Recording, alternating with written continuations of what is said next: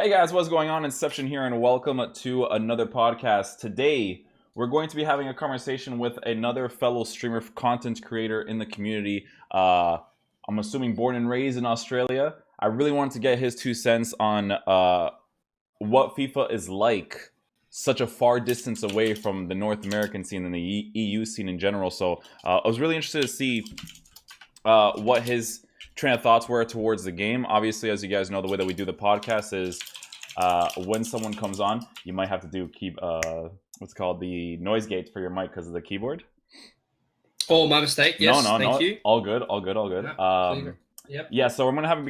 If you guys don't know who this is Cripsy, or again, one of the content creators in the community. Very, very cool guy. Very nice guy. Like him a lot. When I finished the conversation with Nick, I was asking the chat a lot because I do these I do this on Twitch live, and I always ask people like, well, who would you guys be interested in seeing? And the moment someone brought up Cripsy, that was like the first person I wanted to get on, because it's a really good perspective to get it from different people across the world to see like what people's thoughts are towards the game. Because I know that when I tweeted about division rivals, sometimes in terms of the matchmaking and the amount of players you come up against that aren't that many, there's like a very few amount of people that like I can match up against with this one person who just stream snipes you all the time. So I can only imagine when it's like playing in Australia, right? So Yeah. Take it away, brother. The thing that you were bringing up earlier was the competitive that you're going to be competing in for the global event, and the thing before that, what was it? It was such a good... okay. So there's a situation going on in rest of the world, especially on Xbox, and I'm sure you're aware of Xbox, that you can actually block people. Yes. So you can actually block them as a friend, right? But you can imagine, like, so you can block them as a friend, and that doesn't affect any other game in the world but FIFA. So even if you block someone and go play Halo or COD, you can still potentially match them. Now, your chances of matching them may be low or lowered, but in FIFA, you actually can't match them. So in Australia, our region is so small that a lot of players can block each other, not match each other, which also means that you may not find games in a very long time because everyone has you blocked that are playing at your level. You know, whatever your rating is, whatever your elo is, whatever you want to call. So you're sitting there, literally, you could be searching for ages, not finding games, but people are because they've blocked you, which is insane. I can't believe it's a thing. I can't even believe blocking someone and you can get away with it and that kind of stuff. But people are actually getting verified, and that means able to officially compete in events by that method, which I just think is super wrong. And it really devalues the effort and the quality it can take to get verified or to hit that 27 win mark, let alone 30. You know, we had an instance where a young man is 16 years of age. I knew the guy, and he literally said, "I'm blocking everyone this weekend," and he went 30-0. He blocked everyone that he'd ever played that had beaten him or he'd seen on the leaderboards, and blocked them all, and he got 30-0. Could you imagine that? Like, 30-0 is like an incredible effort, right? Like, that's an effort and a half for someone to achieve. But you're essentially taking that away from... You're essentially dampening that achievement, I think. I don't know. That's how I feel about that. Because you can pick and choose who you're playing against, and especially in your region in Australia, if you can block people, the matchmaking. Because I've noticed like a trend in the FIFA community sometimes that a lot of top tier players kind of act like bitches sometimes. You know, like they lose to someone and they're just like, you know what, I'm gonna block someone now. And especially in your region, if someone does that, you're not gonna match up against anyone. You're gonna be matching against the same like 4 to 5, like, because you're a pro, so I'm assuming you're in the top 3 divisions, right? So the matchmaking for you guys must be terrible, and especially since like on an Xbox, and I guess it's not like this on the PlayStation, because I never heard of this on the PlayStation, and I'm very like, I guess like disconnected from the community in regards to like the whole blocking thing with Xbox. I knew that was a thing I think it was like a month ago or something, that when it was like brought up, but I didn't know it was still a thing. So it kind of is ridiculous that you can come up against someone good, because if you play division rivals consistently, division rivals is the quote unquote the top tier players, especially if you're in the high divisions. So the fact that you can just block every single person you're playing against in that, and then just go to FUT champs and then just win every single game because you never come up against a good player. That's just Yeah. ridiculous, bro. Well, I think last year, so last year it was a big thing, and that's what it came to the fore last year, I think, quite a lot.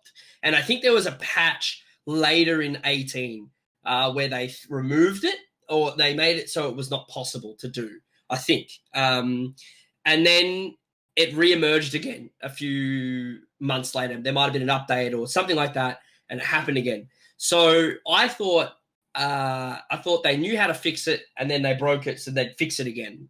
And obviously that didn't happen. So you're right in the sense that, you know, you hit, so I'm Div 1, and I reckon I match the same like 4 people every day.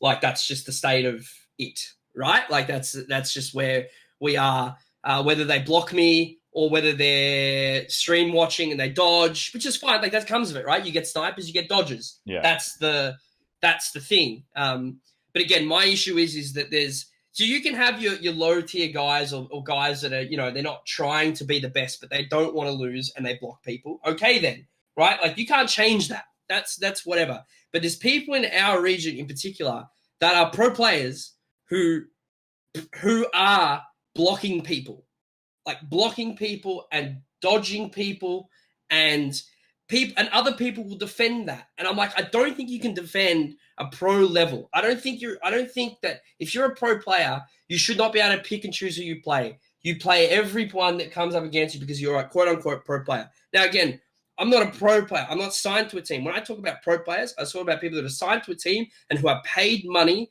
to play the game. That's my opinion of a pro player. I'm not a pro player. Mm-hmm. That's my stance on a competitive.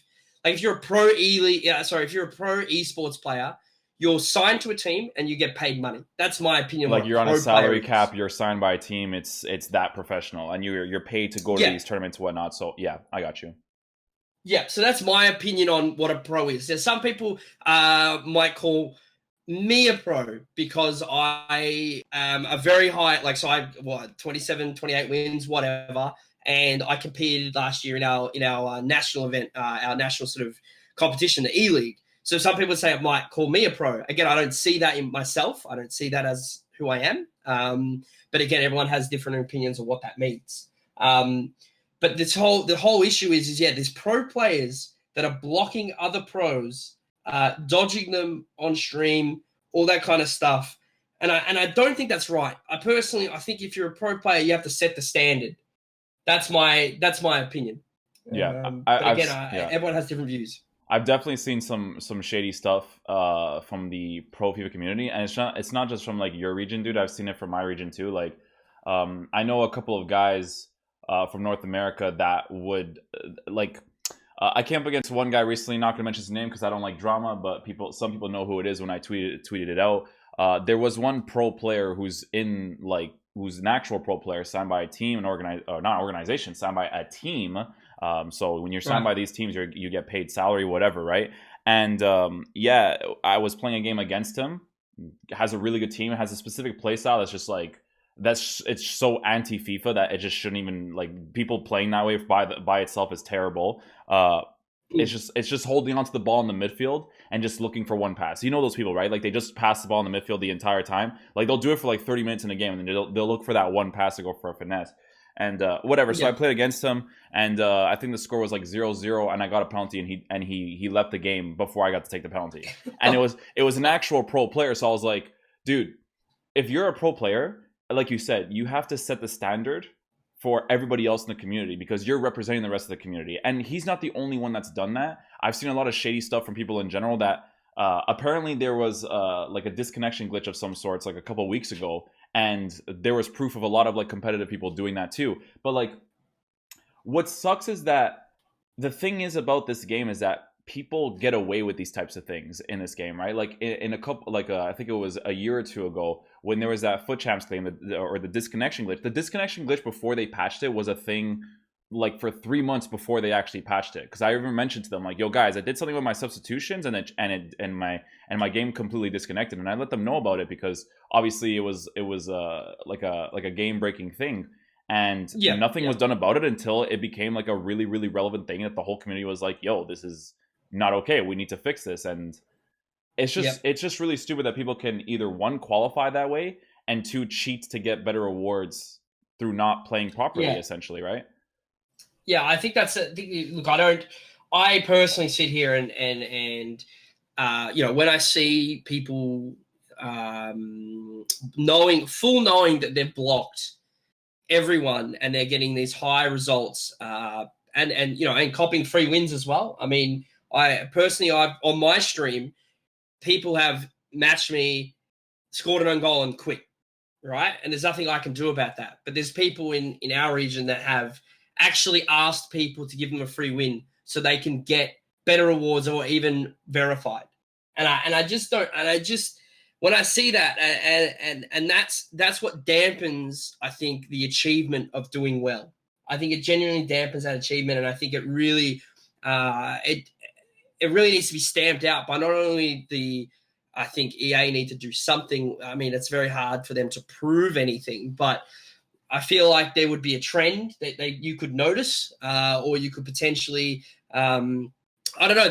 For me, I feel like there'd be many ways to look into it, and I don't know. I don't know how I feel about it, but I feel like EA could definitely do more. You just don't like that you don't like that there's like any sort of like cheating mechanic in general in the game, especially something like a disconnection glitch or not a disconnection glitch, but especially something that's like a system where you can block a certain player and then never play them again. Like that's just yeah, go ahead. Sorry. You go. I was going to say any game in the world. I can't think of another game in the world where I can pick and choose who I verse. It doesn't work like that. Like I can play League of Legends and I love League. I can play COD, Halo. Oh man, that guy was really good that last game. I can't block him. I'm probably matching him again because of my region. Do you know what I mean? Yeah. Like I have to verse that guy, or he might be on my team. I get lucky. Like that kind of stuff is really frustrating. That in this game that we are passionate about, and I mean, you've been going on for years. You've talked about slow gameplay for years. Like these are the kind of things that people are so passionate about, and what feels like A, heavily ignored, and B, doesn't seem to get any better with time. Yeah, it just seems the same. The one conversation that I really wanted to have with you about Cripsy is that I feel like gameplay content for you guys. I complain about gameplay content, but at least I'm from North America. At least like when people complain about gameplay content, they're from like the EU and whatnot, right? But I feel like if you're from Australia, man, it really blows for you guys if you guys are good players, because this is from what I see without playing from your region, right? I think it's terrible that if you hit Division 1, that is literally the only game mode you guys can play in the game without having to pay for anything. So if you don't play divisions, your only choice is to play single matches, which is irrelevant. It should be online tournament mode, right? And the draft, where you have to pay $15K. The draft is the only, like, in division rivals, like, yeah, I'll maybe comp against this one guy that just keeps playing against me for some reason, uses different kits and whatever, right? But for you guys, you're not matching against anyone new at all. Like, doesn't matter what console you guys are going to be on, you guys are screwed, right? So I feel like, for me personally, if you are from a different region, I feel like having a game mode, and I've explained this in the last few podcasts, I feel like having a game mode, like I've explained like a billion times, the online tournament mode of the World Cup, that format, three qualifying games and then the rounds, would be perfect for you, because you would not only, like, yeah, of course you're a good player, you're probably going to be matching against players of a lower tier, but the problem is not that. The problem is that or the solution would be, like, at least you're facing different people all the time, right? You're not facing the same people all the time. Like, you would have fun to use different teams and to do that, because I think about this all the time, dude, and people have had this conversation with me when they're from certain countries. I'm just like, dude, like, you guys are fucked, essentially, because you can't on Ultimate Team, you can't do anything, because draft is literally the only game mode you guys can play right now. It's the only one. So I'm in Div 1 now, right? And I got rank 1 once. But that was the most, like, I reckon I sat at home for 4 out of 5 days. And I felt like for the majority of the day, I was searching for games and trying to get games just to get rank 1. And rank 1 is not supposed to... Remember, Rivals is a grindable thing, right? Like, you're supposed to be able to grind Rivals to get better rewards.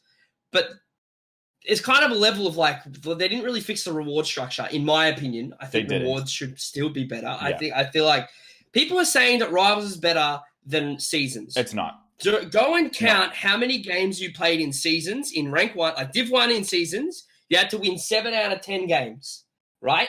In Div Rivals, to make rank 1, you probably have to play what? 25, 30?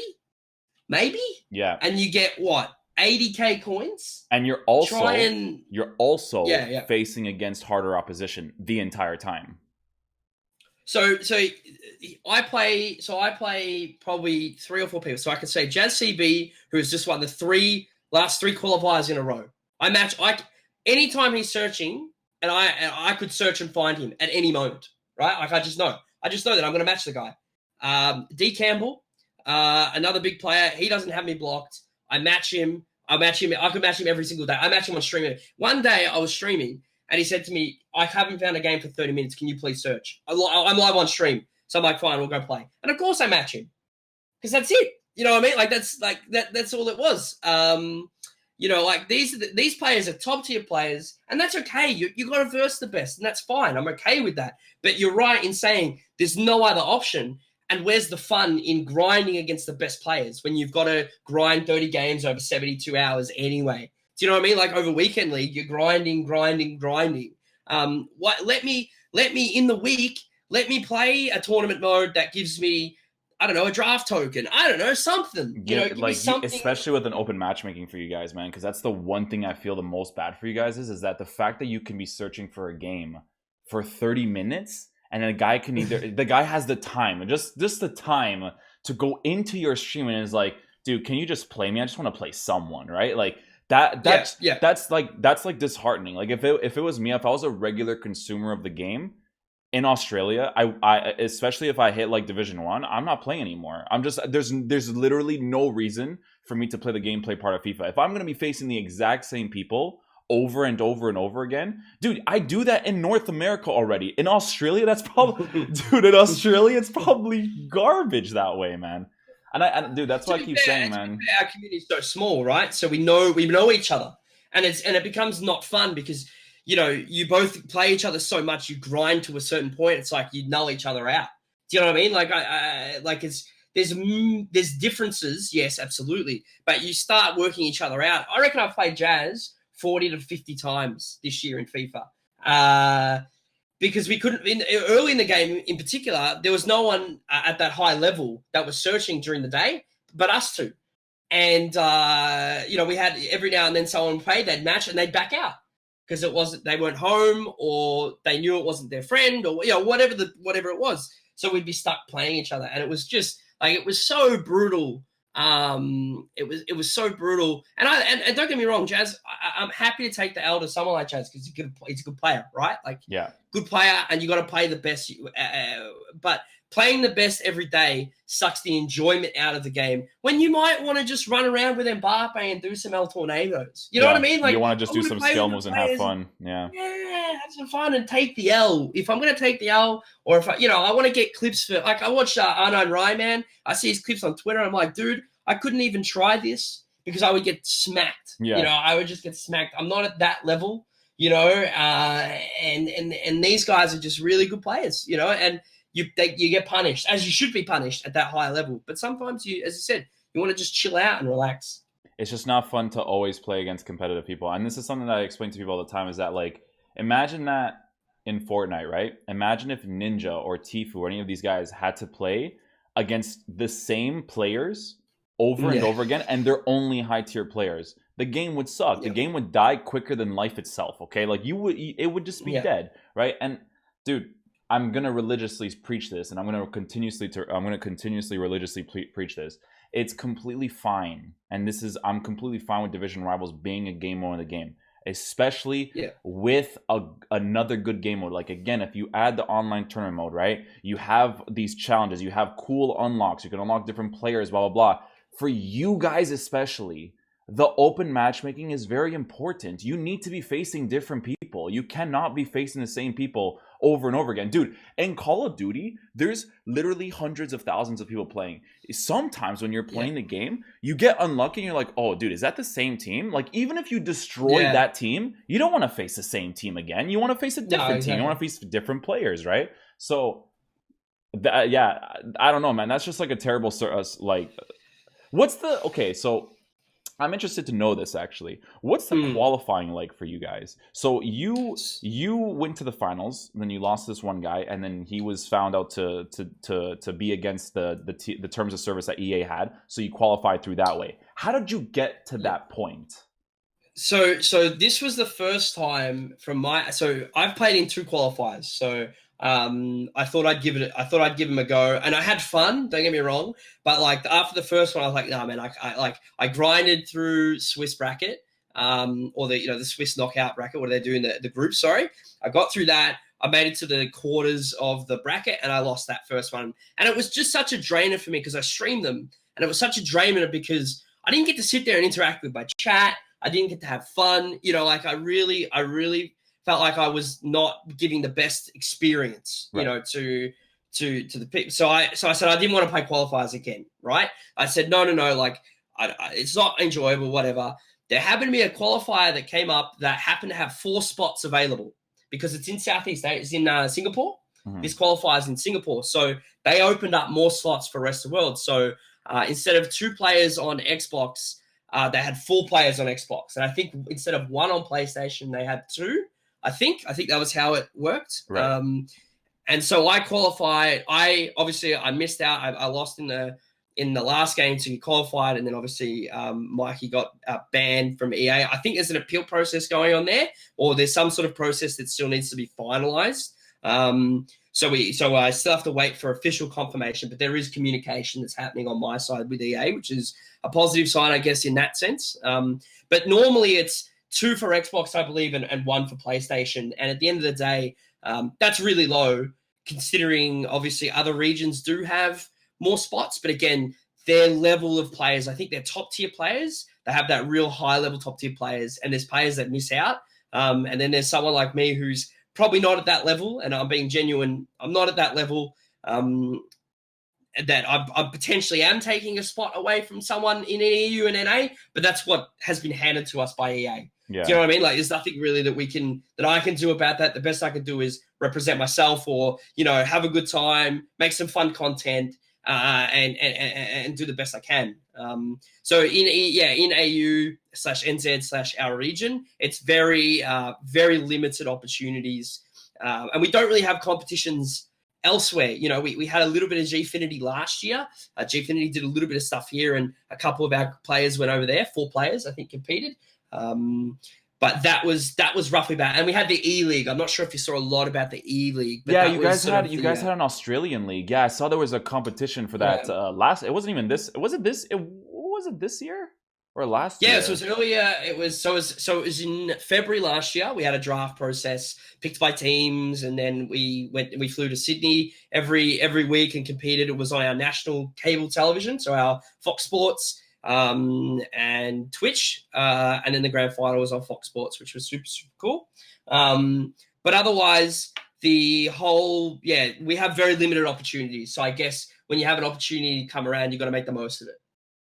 Dude, I do think about that sometimes though, because I feel like it's the same. I feel like it's the same thing with like North American dudes. Like, don't get me wrong, there's a bunch of really good North American players, but in the EU, man, we gotta admit, man, the EU, some of these guys are on another level compared to some NA guys. Oh, there's some NA guys that are qualifying, and I'm from North America. I'm not on the level of these guys, man. Like, these guys are on their own tier, and I don't know, man, the way that they do the qualifying rounds, and this is something that I always say to people all the time, right, is that it shouldn't be region-based that way, right? That's why I always say that when it comes to qualifying for a competitive tournament, it needs to be its own means to qualify, right? Not through FUTchamps, not through, I'm verified now I can go and qualify and compete in the tournament so that I can see if I can actually go to the actual tournament, right?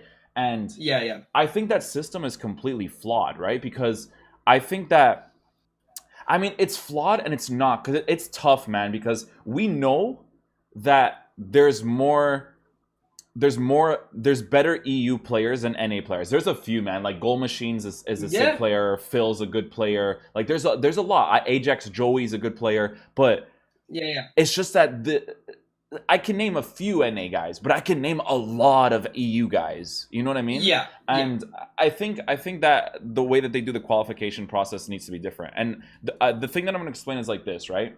In real life football, you have certain nationality leagues, right? Like the English league and the Liga Santander, the Spanish league, where they have 4 set teams that can go to the Champions League, 3 that go inside right away, and then the 4th one that does the qualifying rounds, right? But then you have the lower tier leagues that there's not that many spots that go in, but they can still qualify. I think the way that EA's system of allowing people to qualify for these tournaments definitely needs to be changed.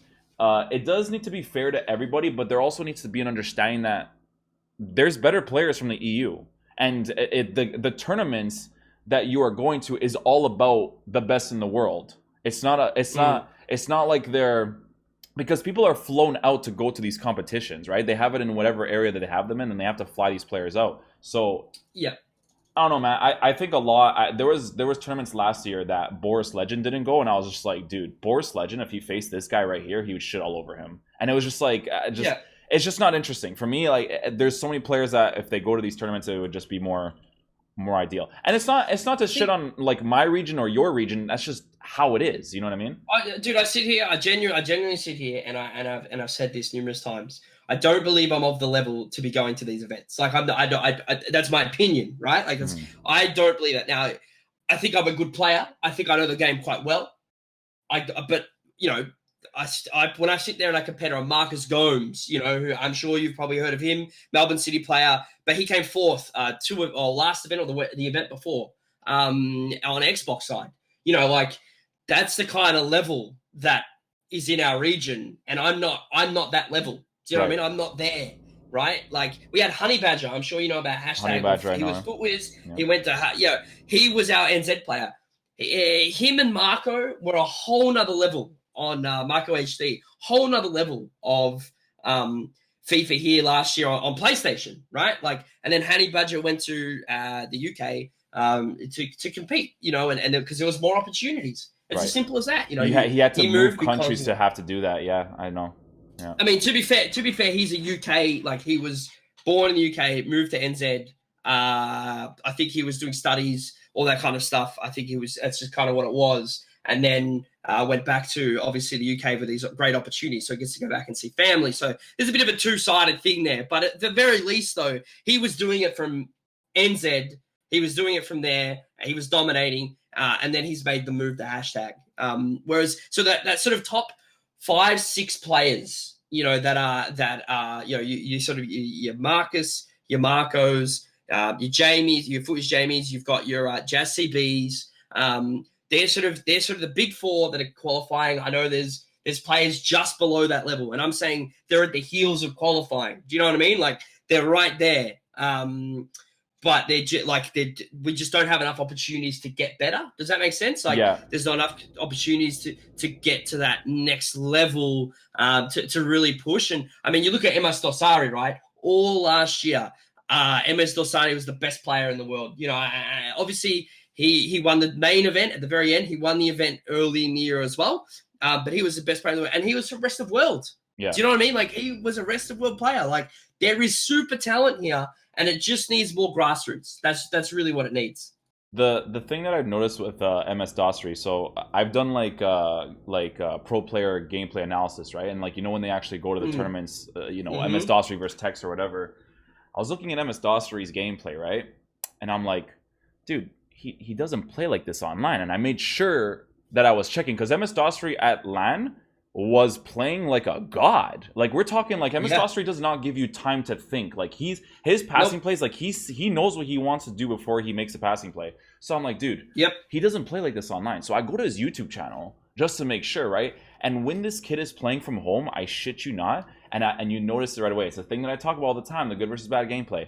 This kid, man, his gameplay was so terrible, and that quick movement that he was doing at that LAN tournament, he could not do when he was at home, dude. I know that some of the rest of the world guys have been mentioning to me recently that MS Dossary is actually finished on like, and for his standard, he's finished sometimes really poorly in FUT champs, but they tell me like Inception, it's not his fault. Like his gameplay's always shit. Like he can't do anything. Like at LAN, of course, because you know there's one connection, there's one gameplay, whatever. So he can consistently get good at it. But dude, for me, it's crazy, right? That at a LAN event you can have better gameplay or worse gameplay than what you do at home. So when you're practicing, trying to qualify for these tournaments, it's just really stupid that you don't have the same equal grounds. Because a big thing that I mention to people all the time, right, is that, you know, icons and stuff, right? When you go to these to these events, they give you any of the players, right? But the thing is, though, is that you don't practice with these players at home to understand the work rates, what tactics works out best for them. So when you get there, that's how you have to understand it. And I think that's really poor because, dude, that's why I give credit to FUTception a lot, because last year this kid was using a very mediocre team to qualify for top 100. And then when he went to the tournament, he was using the God squads. But dude, he was changing his players the entire tournament. He's like, this doesn't work, this doesn't work, this doesn't work. But he still won the whole thing, you know? Yeah, so because he just had no time. He had no practice. You couldn't practice with those players. He was like, okay, this is not, dude. He switched players like crazy, dude. He would go back to players that he was using at home, right? At that tournament, because he's like, dude, I don't know what these guys are like. Like you can't just go, right? Like let's just say, for instance, you're using like a Hero Mane from last year, right? And you're using him as your cam, and then all of a sudden EA's like, here's Team of the Year Messi. But Team of the Year Messi's like work rates or his general movement on and off the ball doesn't work with your tactics, because that's a very big thing, right? Work rates in regards to the tactics you have and all that. And it's even the animations, the individual animations that play, like the little shortcuts and everything. You don't Robin, right? Yeah, exactly. Well, you don't use Robin, right? But the way he runs is so different to how every other player can run in the game. You know, he's got the weird animation. So I'm with you. I understand what you're saying there. Yeah, I just think it's such a weird situation, man. Like I feel bad, dude. Like and it goes the same for everybody. Like there's everyone, I'm pretty sure mostly everyone has bad gameplay, whether they realize it or not. But I don't know, man. I always find that like a crazy concept that when you're at home, your gameplay can be one thing, but when you go to the tournament, it's another thing. So, dude, I don't even know if these guys get practice time. Like if you go on and they're like, oh, just to get a general feel of how the game feels, so you have an idea of what types of tactics and players you want to use. But if they don't and they just go there and they have to play the game right away, dude, imagine them brain fuck they have in like the first like 15 minutes in game. Like, yo, I have to like fix my stuff. Because, dude, you know this, Cripsy, like certain tactics you're using in the game, if your gameplay's bad, they don't work, right? But if it's good, they're gonna work, right? Because the general movement is gonna be better. So I don't know, man. For me, I think that's like a crazy concept. I think that's insane. And especially like from certain regions that just have poor connection in general. Like, dude, I complain sometimes, right? Like sometimes I'll get games that I have like 60, 70, 80 ping. And it's terrible. You're not, no video game in the world, you shouldn't have that. But dude, I have people that tell me every single day that they get more than 100 ping. If you're playing with more than 100 ping and you're winning games, you deserve a fucking, the biggest medal in the world, man. Because 100 ping is ridiculous, bro. No, I know. I mean, I used to play League, and again, not a big pro player. I just get plat, right? And League was the best for me, the best indication. So we didn't have oceanic servers in League, right? So we were pinging about 140 millisecond. Like that was our ping to the NA servers or whatever servers we were connecting to at the time. And you could tell, you know, you play Halo 3. I'm not sure if you played a lot of Halo 3. You would play, but you would always connect to an NA player because it was PV. It was host peer-to-peer, connection, not servers, right? It was a host connection. So if you're playing against anyone that's not Australian, you're being shot at and you're behind a wall. Like that's your level. Like that was what you're dealing with. So League was that, and then all of a sudden in League we got oceanic servers, and all of a sudden we went from 140-ish to down to like 25. And imagine that's now your speed. Then you go to a LAN event, you're at 1 ping. Like that, like in FIFA, so the E-League, we didn't have dedicated servers. We had to use we just had to connect up and add each other as friends on the console to practice. Whereas in an actual EA environment, they have their servers. But isn't that wrong? Like that's wrong by itself. That's very wrong by itself. In my opinion, if you're an official EA qualification event, signed series, every single event should be set up to have the exact same circumstances. You should all be on the hub. that is the exact same hub that's been copied by 10 times, where it's the E-Liga, the E-Superliga, the E-Premier League, the E-League. Like, it doesn't matter what it is. Everybody should have the exact same connection, and it should be literally peer-to-peer when on a server base like that. Like, it should be a dedicated, like, you're playing each other. I don't know. I just think whatever it is, it needs to be uniform. Because again, those big events you're talking about, if they get warm-up and practice and stuff, they do. They do get practice time. I believe they get it the morning of. I'm sure they do the day before as well. But at the very minimum, you've got time in the morning to practice before you get into your games.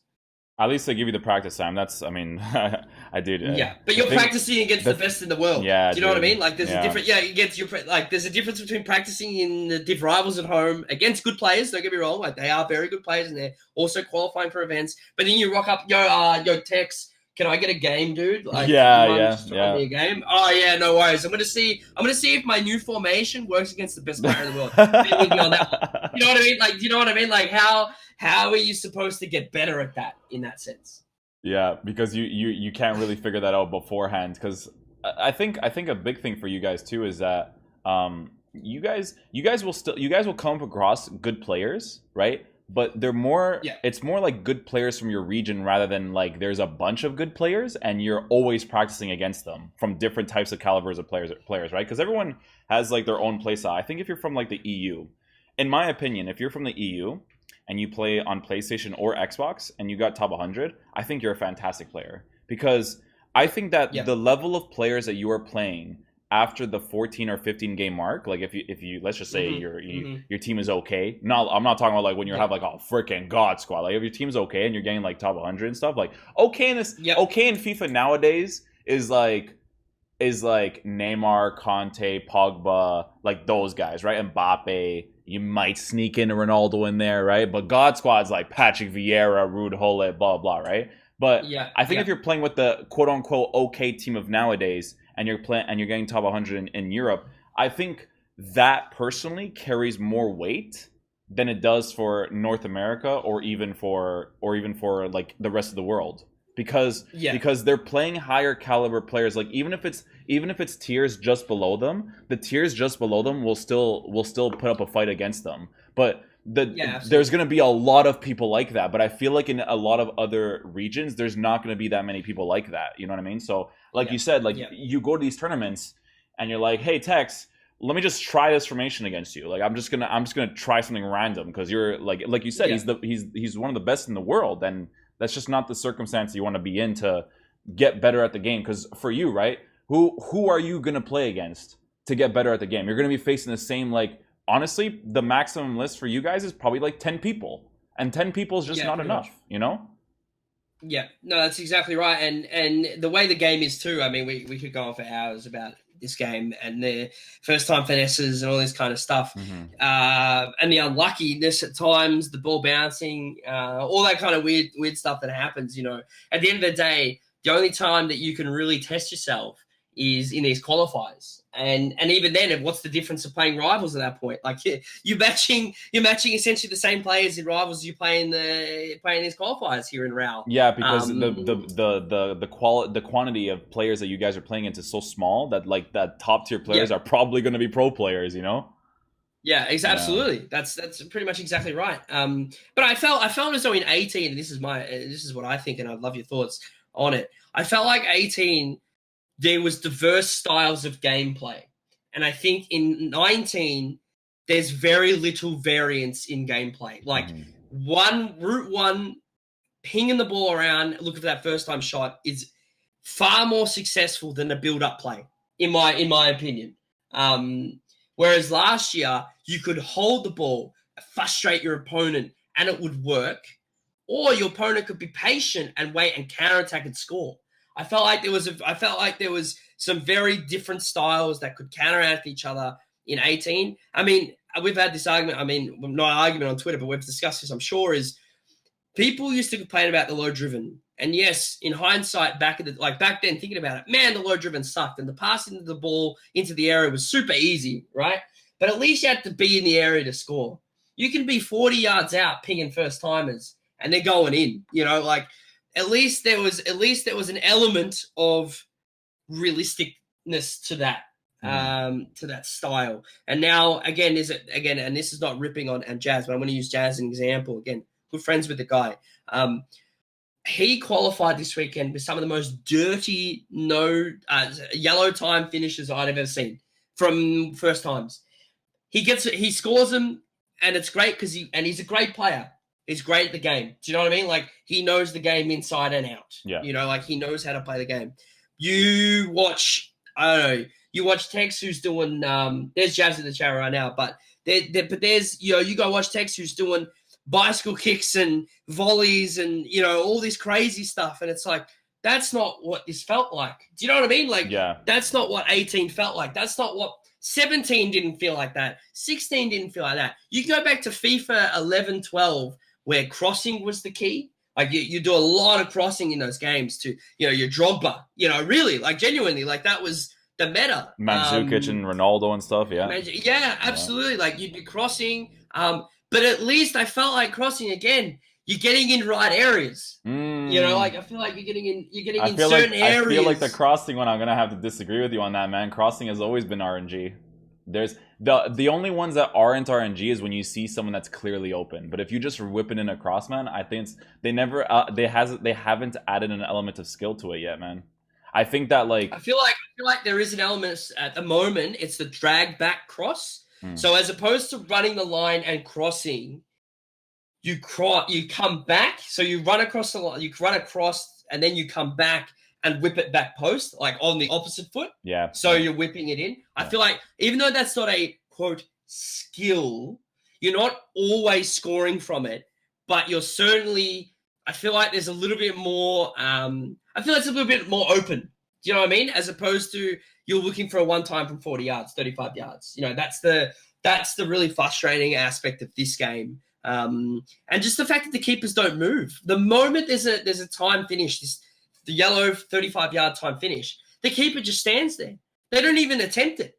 They don't even attempt to save. Like, I don't understand. Does the AI just sit there like, I'm a road, like, nope, that's not supposed to go in. Oh wait, it is. Like, I don't understand.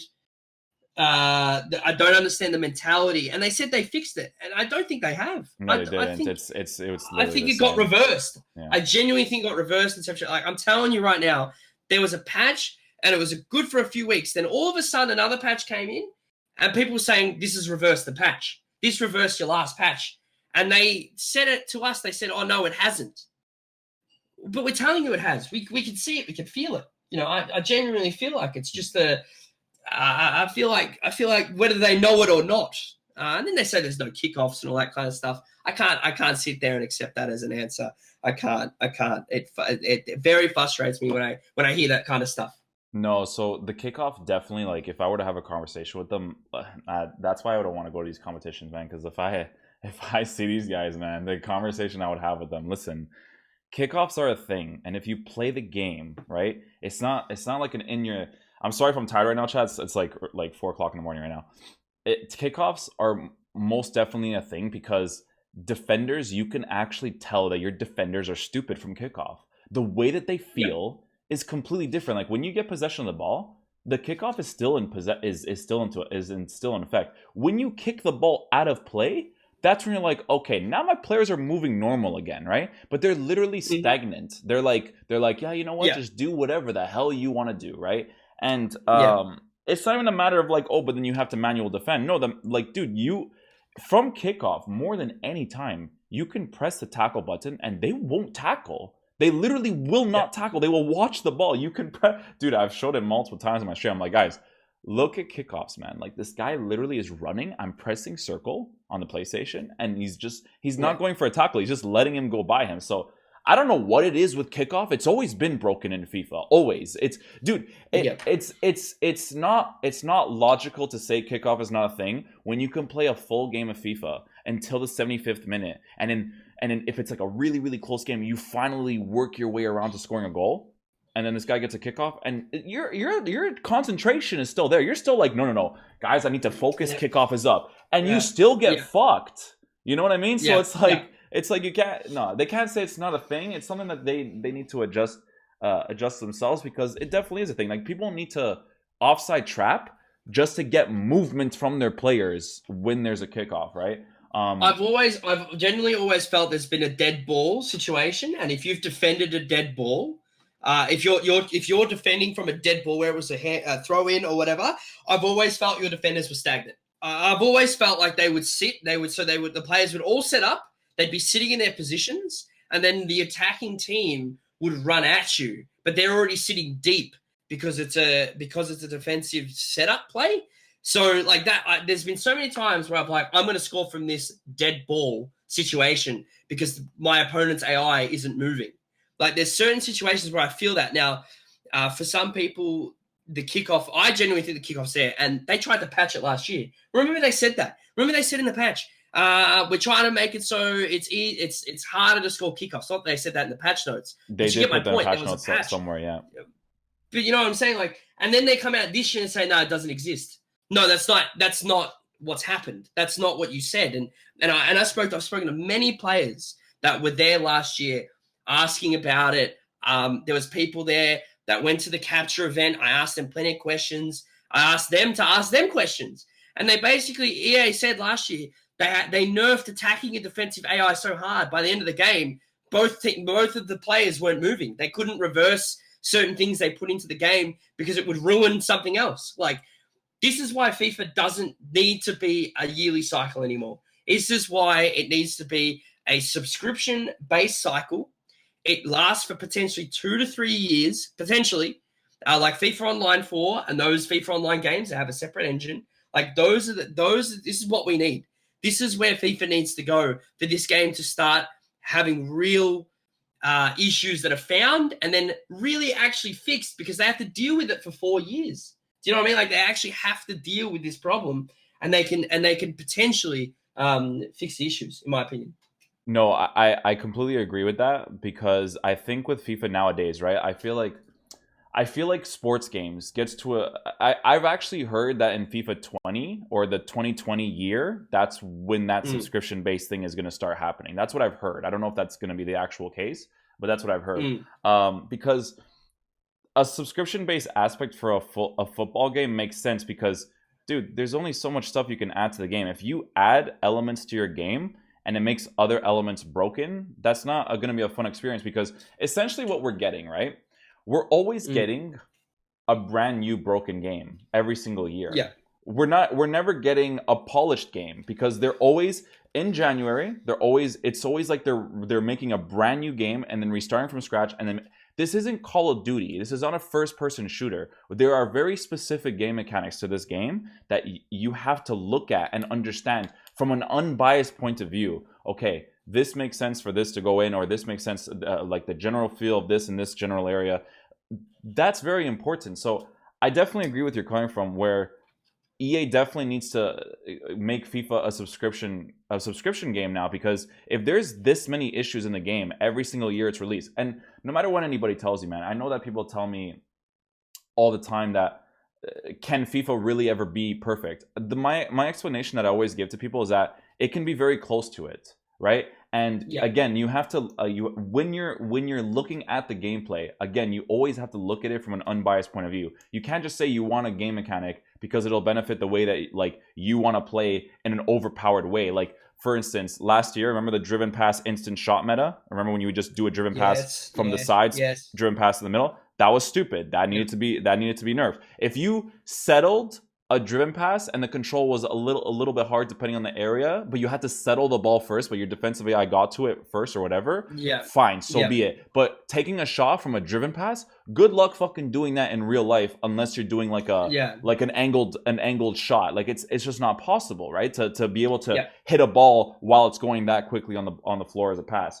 right? So stuff like that, you need to nerf those things. And that's why I always tell people, man, like, people always say, like, oh, the reason why you like FIFA 12 and FIFA 13 is because of nostalgia. Dude, FIFA 12 and 13 were very simple games. They didn't have so many different game mechanics that essentially ruined the game, right? Yes, listen, I still would have loved pace to be nerfed. I like pace being relevant, but I like it that it's not too relevant. And the reason why is because it allows you to use different players, right? People who even have like 72 pace are usable nowadays. Like, back in the day, I had to use Christian Natsu as a center mid. I wasn't a big fan of that. I would like to use an actual center mid, right? So I like the pace nerf. Modric, whatever. Yeah, like Modric and all those types of guys, right? Like actual midfielders. So I like the pace nerf. Maybe not as drastic as they did it this year in comparison to last year, right? But I like that there was a pace nerf, right? So if in those games, if you were to nerf and buff certain game mechanics, right, that makes sense from an unbiased point of view, you can make those games really good, and you can make it so that everyone wants to use different players, everyone wants to have fun doing different things, right? When I used to play FIFA 15, the thing that I always used to complain about was content. And yes, they added content in the game nowadays, but they didn't do it the right way. And whether people will say this as an arrogant way of looking at it, there is a way of making the video game fun, and it's the thing that I always talk about. Online tournament mode, add challenges, make it so that you're forced to use different leagues, doing challenges for those leagues with set formations, set tactics. You can't change them from your starting 11 and subs. Like that's what the game needs to make it interesting. And I think it's more of a necessity for people to have that when you're from countries like Australia. Like you cannot have your only FUT game mode to be facing the same people over and over again. No one likes doing that in any video game, right? Yep. Well, even I mean, you look at when you're watching league streamers now, they have it tough. When they're at the top end, they have it super tough. They could sit there for 45 minutes and not get a game. Like that's the state of League of Legends. But we're talking top tier. Do you know what I mean? Like this is the penultimate level of league. You know, like that's and that's the state of it, right? Like that's what it is. But they'll still get matchmaking that's whack. They'll go from having top tier, like literally like the best players in the world, and they'll still get matched up with people a division below them, on their team or against them. So it's a stomp. Do you know what I mean? It could still be a stomp. And they get to muck around. Whereas, when you're playing FIFA, you're right. Like you're playing the best of the best at all times, especially in Div 1 here. So really frustrating at times. It's nigh on impossible to grind this game in the week in terms of fun experience. It's a fun really, gameplay really, experience. really difficult. Yeah. Well, it's the same people every second game. You know, like it's really difficult. It's emotionally draining. It's physically draining. And when the gameplay is not good, I'm telling you right now, I spent probably 3 days in a row on stream, or three or 4 days, I don't know, on stream, and all I did was upgrade packs. You never played a single game, yeah. I didn't play the game. Yeah. I did nothing, but I did anything I could to not play the game. I played yesterday. 3 different times throughout the day. Like I played a couple of games, I stopped. Played a couple of games, I stopped. I literally had nothing else to do. Like I grinded 15 games or something yesterday to get my champs done. But I was doing upgrade packs that night. I was doing whatever I could, man. I was doing whatever I could to just not play the game and just do the content, because believe it or not, the content was actually enjoyable at the time. Do you know what I mean? Like it's brutal. Dude, but that's the case for a lot of people. Like I've even noticed like the gameplay guys, it's like this for them too. Like the game has become a FIFA card trading game because, like for instance for you, right? You did upgrade packs, and this is the point of view that I see it. You could see it differently, right? But you do upgrade packs for what? You get like if you end up packing a player, you're gonna have to use them in gameplay. What are you gonna do in the gameplay if you're still matching against the same people? You know what I'm saying? It's I'm with you. Like, what are you gonna do? Like, okay, cool, I packed a good player. Is okay. I guess he's just gonna sit in my club now. Like, I don't know, man. I think that's exactly. I'm with you though. I think I'm with you, and I did it for the content, right? I wanted people to sit down and grind with me. Do you know what I mean? Like when I play Weekend League, I wanted to be the most calm experience possible, so people can have me in the background and they can play Weekend League, right? And it's not a rage fest, even though sometimes it just happens. You get a little bit upset and a bit frustrated, but at the end of the day, like I wanted people to do it with me, and there was a lot of people that were doing the upgrade packs, and they'd be pulling out Team of the Years, and I spent 6 hours on stream, and I got nothing. And then in my last pack, the chat made me do a 100k pack with coins, and we packed Neymar. Like that was legitimately what happened. For 6 hours, I upgrade packs out the wazoo. I got nothing. And then we literally opened a 100k pack with coins, and we got an Neymar. Like that was the most roller coaster. No, it was before he was in packs. Oh, that sucks, man. Damn. It was good. It was still good. Like, he's still expensive. So yeah, he's still good. He's still good. But it was just like, it was still like an experience of like, the emotional content of the day. You know, we'd see a walkout and be like, oh, and then nothing. Oh, you know, and that was the fun. I haven't felt like that FIFA experience since last year. Like, I really haven't held that in my gameplay experience where there's a really tight game, you know, and you've done a cool piece of skill, or, you know, you've passed inside the area, you got a load driven off. It just doesn't happen in this game. This random stuff happens all the time. It's brutal at times. It's really, really brutal. Yeah, dude, I can't imagine what it's like for you guys, because like I always tell people, man, like I'm just a gameplay guy. I can never do the market stuff, man. Like it's just not for me. Like I go on the game to play the game. You know what I'm saying? Like, yeah, like sometimes I'll just hop on stream and I'll just have a conversation in my chat, dude. Just today when I did the podcast with Nick, I finished the podcast with him, and the rest of the 4 or 5 hours I was just talking to my chat about just random stuff, just regular football and all that stuff. Because I was thinking, I'm like, if I go on FIFA right now, I have drafts. The gameplay could potentially be shit. Then I have division rivals, and division rivals is a sweat fest. And then I have single matches, and single like, what am I gonna do in single matches, right? Like, I'm gonna go buy a Liga NOS team, and then like, what, dude? Online turn mode is like, I gotta keep saying it, man. It's really important to add into the game. You don't need seasons. I don't want them to add seasons as a regular game mode. That's not what we need. We need online tournament mode because it's a perfect balance of playing different calibers of players, right? So that way, because dude, you know, Cripsy, if you play an online tournament mode, you're still gonna come across this one bitch boy who wants to use his full prime icon team in online tournament mode because he wants to be a little bitch. Okay, but in online tournament mode, right? If you're using a Liga NOS team, an Eredivisie team, it doesn't make you look bad; it makes him look bad, right? So. Hey, if he beats you, who gives a fuck? He's the one that's used the full icon team, you know? Who cares? Yeah, so absolutely.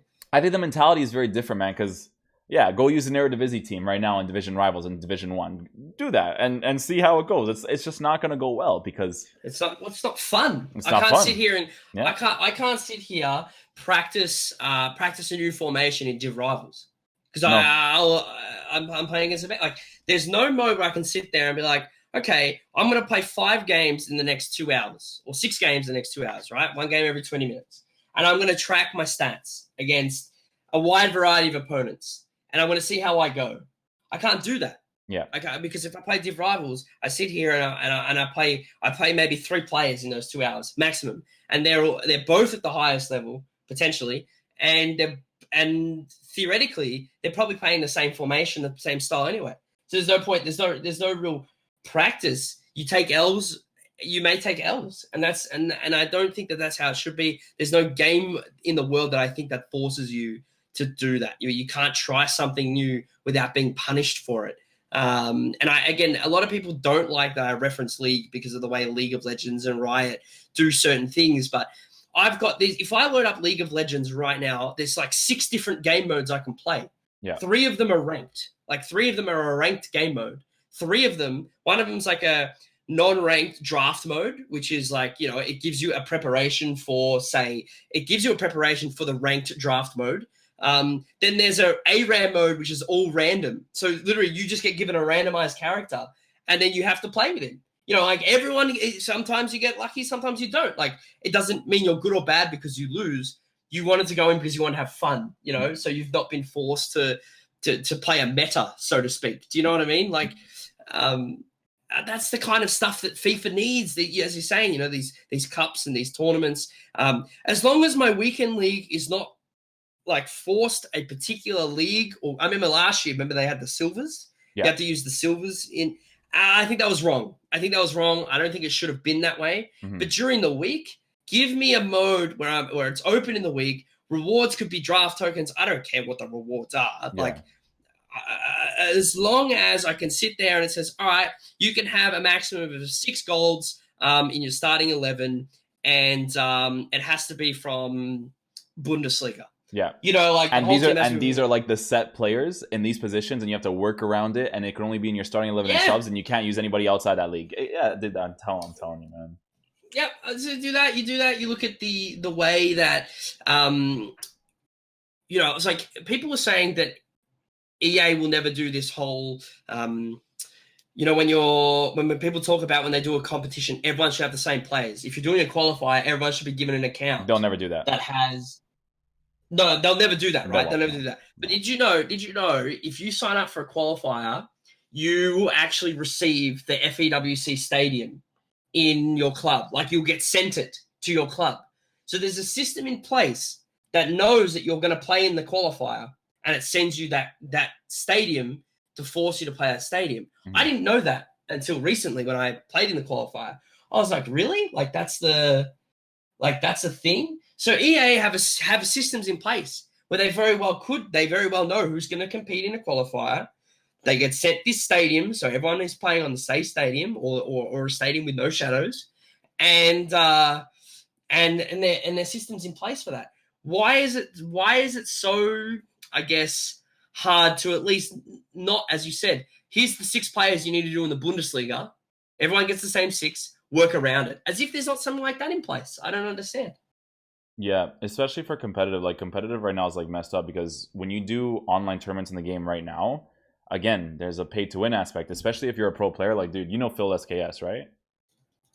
Definitely heard of him. So Phil Phil Esca- SKS isn't that- really Phil SKS is a very good player, right? Yes. And Yep. dude, he was doing one of like those qualifying tournaments that you do on the weekends, like you did, right? And he got to the Yep. finals with dude. His team is shit in comparison to what he was facing up against. Like, yeah, he's Yeah. using Griezmann, Neymar, Pogba, Conte, but in FIFA nowadays, that is considered shit compared to what people are using, right? So dude, Yeah. he came up against this one guy that was using like Prime R9, Cristiano Ronaldo, Prime Hole, Prime Vieira, and it's like, bro, this guy's using fucking Antoine Griezmann in his team, and he Yeah. still only managed to lose to him 2-1, right? So Yeah. it's like, bro, the story difference would be crazy if he had a better team, if he had better CDMs, better attacking players, like I don't know, man. Dude, It's that's why for me personally, like I make those videos reviews for like the pro player analysis because people are interested in watching those. But am I yeah. interested in watching it myself? Not a chance, man. Because EA's systematic system in this game right now is set up for you to spend a lot of money. The competitive, they don't give a fuck about whether it's fair or not. They just want to make the money. They know that pro players are spending more, honestly, in Canadian money, more than like $10,000 even in the first month just to get certain cards for them to be able to compete. And there's actually Well, they'll just have the people best team in the first like week. They'll have the you best team need you to can get because in the the first. competition is literally in the first month. It's the first month. That's Yeah. where the competition starts. And you need to have a good team for you to be able to compete. It's Yeah. it's systematically set up that way, but and I understand it's always going to be like that and that's never going to change. But the thing with me is that the thing that I want them to do is to make FIFA a fun video game because if people do these challenges, people are still going to have to spend money on the game because if you make fun things in the game, right, and you add challenges where you can only use specific players, right, even if you want to do it for like the Neymars or Ronaldos for the high tier rewards, do it. Yeah. You'll still make money yourself, but you'll be catering to people who are playing your game for fun too, right? Because dude, Why is Fortnite so successful? Why? because they cater to everybody. they Their matchmaking, their put a game matchmaking, out there. brother, Yep. their matchmaking, they, and I keep telling this to people that their matchmaking, they asked people, they literally asked their community, guys, what do you think about skilled matchmaking? And the whole community was like, no, I want to be able to play this game 9 hours a day. I don't want to hop on and I'm only playing against sweaty people. Cripsy, I don't know if you play Fortnite, but right now, Fortnite's from the last time I played it and now almost every single player is great. So imagine if they had skilled matchmaking in that game, right? Yeah. It would be worse, right? Because if you get a little bit better, bro, that's it. You're only coming against sweaty players. It's nice to get your occasional player that isn't that good. So that way, if you go to Trump Tower, right, and you get like 3-4 kills, and you die, it's like at least I got my 3-4 kills. My general experience in that game was fun. On to the next one, right? Yep. There's no Yep. concept like that in FIFA at all, and that's for me. That's like incredibly frustrating, man. No, I'm with you, and as I said, there's plenty of games out there. I mean, League of Legends totally free game, Fortnite totally free game. They make money from their battle passes, which is obviously just quicker ways to rank up, all that kind of stuff. And like we have this catalog in FIFA. This catalog has been around for years. Like I'm saying, years. And the best thing I can get out of it is a couple of 1,500 coin boosts. Yep. You're telling me that that's the best you could do after years of playing.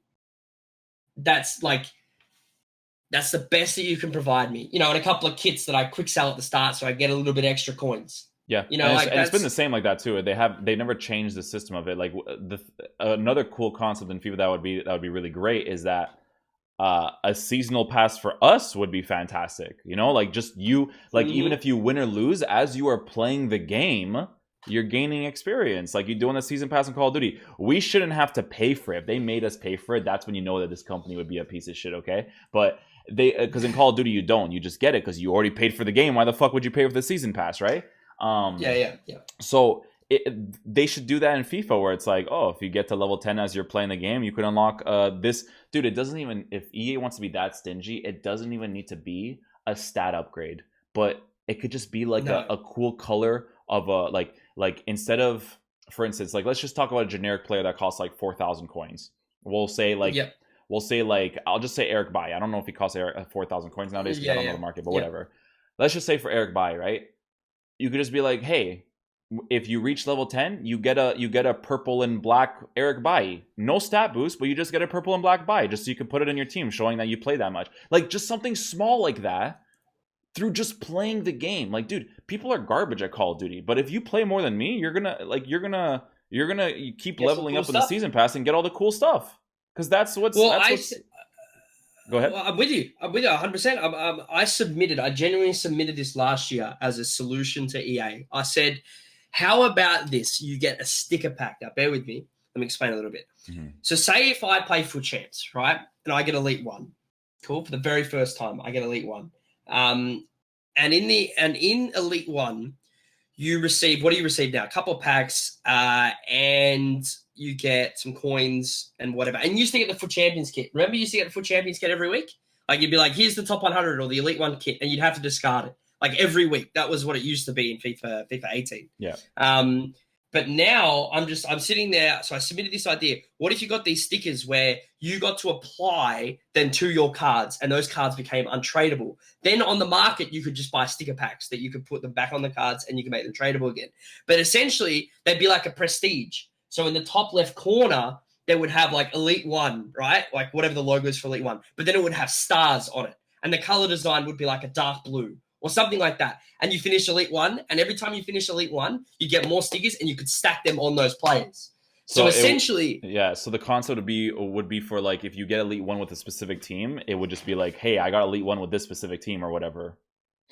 Yeah, well, you can apply them individually. Mm-hmm. Yeah, so you could be like, well, I got, if you wanted to. Again, that's totally free, but it gives you that level of grind. It's like, oh, dude, I want that 5th star on my Mbappe because then he doesn't get a stat boost, no, but his card turns to a different color or something like that. Do you know what I mean? Like I definitely see where you're coming from with like prestiging cards. That would definitely be really cool because even if it's just like a rare gold card, like for me personally, if I was using like a rare gold Quaresma and there was a way to prestige that card into a different color but no stat boost, it would be interesting because I'm prestiging that card based off of in-game match performance. Like if he's a 7.5 and he's consistently getting good game ratings, or he's scoring goals, or he's assisting, or he's just doing whatever, I think it would definitely be a really cool concept, so that again it wouldn't be based off of like you having to necessarily win games, but just to show like, yo, like I'm prestige 3 with my Quaresma card or something. Like I like that. Exactly. I like that idea specifically for like just giving a sticker to a card and then prestiging him that way. It's definitely an interesting one for sure. I don't know if you ever got these, but back in the day, FIFA, like I'm talking like FIFA 11 and co, you would get, if you played a ranked game, you would get your stats sent to you from the game. So you would get the score, the shots on goal, possession, passing accuracy, tackle percentage, cards, fouls, corners. Like that's the stats that it would get you. I've got a photo of it. I got it literally right in front of me. I'm reading it to you. It would tell you the name, who you versed, what team they used, current skill level, ranked, like points to rank next level, like all this kind of stuff. They stopped doing that. We can't even get like stats to carry over. Like we can't see like our weekend league in stats. You have to record them all yourself. Like these are the things that you that not only is interesting, but it also genuinely helps people can get better at the game. They could be like, yo, that last game I had a 70% passing accuracy and I lost. Well, my passing accuracy was down. You get all the numbers. oh, that game I had 90, I won. That game I had 89. That game I had 88. Like I was doing well. That game I had 70%. Well, there's the obvious thing is I didn't play well enough. I didn't pass well enough. So those are the things that were in the game that got taken out and were never replaced. And I think they should have been. Yeah, the stat tracking thing, I don't know why. It's like I said, man, I think we always go backwards with this company. They don't really, because these are certain things that they can add to the game, like you're just adding to the game. People always like, oh, we have to wait until next year. No, we don't. They could just add that stuff. Like we could just have a stat tracker. We could have things that carry over, like you said, right? And then, I mean, dude, honestly, we could sit here forever in terms of gameplay content and what they can do to make it fun for the good players, the bad players, the casual players, the players who are just there to play and have fun, and the leveling up system in terms of a season pass and so on and so forth, man. Like if they were to understand their own market, right, and create a season pass, and they were to give you special colors of cards that you can put on your cards just to show you that I'm level 10 in my season pass, like it'd be cool. You're not screwing anyone over. You're not screwing yourself over. You're still making your money, but you're making it fun for the person who is just playing the game with different teams, different players, and just either prestiging them or just unlocking different cards with them. Like I was mentioning this in another podcast, Cripsy, is that like I'm an FC Porto fan, right? So yeah. So you know that new Iker Casillas card, right? Yes. If I am a football lover, right, and you make a really, really good foot game mode, I would go head over heels to unlock that card. Not to buy through an SBC, but to unlock. Like if the game was just like, hey, the way to unlock this card is that you have to use a full FC Porto, right? You can use, EA can be like, hey, you can use informs, you can use whatever you want, right? You have to use a full FC Porto team with this set formation that they're using in real life and these tactics that we think they use in real life, right? Yeah. With these set players, and then you have to do that to unlock that Iker Casillas. Would that not be an interesting like concept where for a content creator, your viewers can look forward to something when you're trying to grind towards that card? And as a regular person playing the game, when you're at school or you're at work and you check out your phone and you're just like, holy shit, I want to go home right away and do this challenge. That's needed in this game, right? Like, dude, if Fortnite releases patch notes, people go insane because the game is being completely changed. The meta of the game is being completely changed. What do we have to be excited about? New Team of the Year cards? They're expensive as fuck. Like they're so expensive. And if you're a gameplay guy, like, and you're not doing the transfer market stuff, well, what are you getting excited for? You're not gonna be able to use these cards. Exactly. I'm never gonna own this year. I'm never gonna own a Team of the Year Ronaldo, a Team of the Year Messi, or a Team of the Year Mbappe. It's not gonna happen. I'm not gonna own a single one of those cards. Yeah, I mean that's the issue is we sit here and we so for me from a gameplay, I've got the coins. I've traded a lot. I used FIFA points early and then traded a hell of a lot to get to the team I have now. And I got some decent rewards on the way too. So for me, it was these cards. I have 3 in my team. I packed one, so one's untradeable, 2 I bought. But like, I don't think I'm gonna get close to having Ronaldo unless I sold my whole team. Do you know what I mean? Like, there's no way. Like, even for me, like, and I have a pretty decent. But there's people out there that got. I remember. I don't know if you remember the very start of FIFA 19. The Germans got the game early. Do you remember when the Germans got the game early? This is serious. There was pro players that had the game, like full game off the street date broken, like a week early. So I think I remember that. Yeah, there was like I don't know if it was. I don't think Dito might. I don't know, but there was guys. Danusa. I don't know. There was some guys out there that genuinely had. I was seeing Hullets and Vieiras in the first week on these pro players because they were able to exploit the market. Been out. The game wasn't out. They were getting these cards for, I'm telling you, nothing. Like zero. Mo Obama. Yeah, Mo. That's the one. Mo Obama. He got the card so early. Is that I remember seeing these prime icons on the market and they were paying zero for all these cards because no one was on the game. It was just a bunch of EA employees and other people. Do you know what I mean? Like Yeah. it was. So if they're on the market, they're going to be selling for dirt cheap because they're always transferring it between different clubs that they're trying out before the game is released and stuff. Yeah. Yeah, That's it was all like people that embargo games and all that kind of stuff. No, there was embargoed, so it was to reviewers and stuff. Like reviewers were getting the game and they were opening packs, maybe, you know, and they packs them like, oh, it's only worth, you know, he's a prime icon, but I've only got the game, I'm only gonna pay it for the next day, so I'm gonna sell it. Do you know what I mean? Like I'm just gonna put it for like nothing. Like put them up for a bid on like 1,000 coins. I know you have the minimum, like, but it was just nuts. Like it was the insane. competitive advantage for that is insane too. Because I remember specifically who was talking about that. It was Dr. Jarva, man. When I remember specifically, he was the one that was like, "Dude, this is bullshit." Like people, like because it wasn't bullshit because he wasn't able to do it. It was bullshit because he could have done it. And he was like, dude, I'm not a little bitch, right? Like he was like, dude, I'm not gonna exploit the market just because he got the game early. Someone sent him the game early from Saudi Arabia, something like that, right? So he's like, dude, I don't know, dude. He was looking at the market. He's like, go. These players are dirt cheap right now for the gods in this game, right? I can literally put money into this game. I could put like $20 right now, and I could afford like a full icon team. Like that's how dirt cheap they were. Because because dude, you can exploit the market so easily when nobody's on it. You know what I mean? Yeah, when no one's there, you can just get literally Ronaldo could pop up for 10K. Like that's just. I mean, it wasn't going to be that cheap, but you get the point. You know, like 80K, whatever. Like that was the state of the beginning of FIFA 19. Like and I think some people were saying that they got reset. I actually don't remember them being reset. I don't remember that. Doesn't mean it didn't happen. I think some of them did. Not all of them did though. Some guys send me messages saying like, yeah, I got this club when I got the game early, and I still have all these players. Yeah. So I don't think everyone got reset, and this is another thing that just really frustrates me is, and I'm sure you know of it, is the whole open beta closed beta debate. And I think that if you're playing, there's not another game AAA title that doesn't have an open beta of some sort. Or an alpha or whatever. Do you know what I mean? Like there is so many problems with the game that if it was genuinely tested, and I tweeted about this and I got a response. I asked, who beta tests this game? Like who actually tests this game?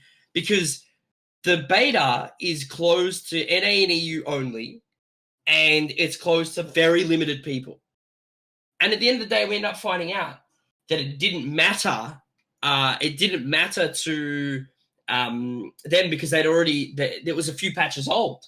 Do you know what I mean? Like the open closed beta didn't make a difference. They just wanted to make sure the internet connectivity and all that was working. Yeah, the gameplay was completely different to what it was going to be released anyways. Like, dude, exactly. I explain this to people all the time. They're always like, dude, why don't you just play the beta and then just give your thoughts about it? I'm like, because the gameplay, they've already set their minds to it. This is not the gameplay we're getting on release. This isn't even 2s and 3s of the gameplays we're going to get released. It's going to be a completely different game.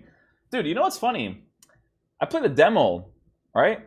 And to be honest, I played the demo, and I like the demo more than the full game. I was scoring different types of goals in the demo when I was playing, because I used to play share play with people, right? Yeah, of course. And the connection was garbage, but like I was scoring different goals. Once I was just scoring finesse shots, and a big part of that, to be honest, is obviously because people don't know about it yet. So because you're scoring different goals, it is different. But yeah, man, that even the demo build, dude, the demo build is so far off of the full game, man. Like they're not gonna change what you say in a demo build to the full game. No. There's no in between there. There's 2s and 3s in the in betweens before that full game comes out. Before they even like, there's just so much that's already been changed. Like it's not even like worth trying out the demo at that point.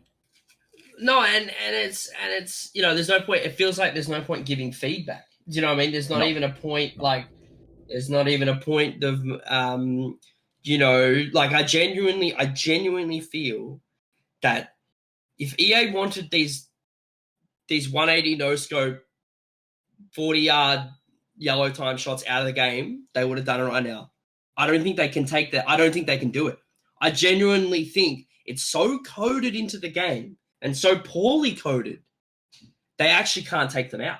I genuinely believe that. I kind of agree with that, because they technically said in the patch these should be less effective now, and it wasn't even close. It was the exact same.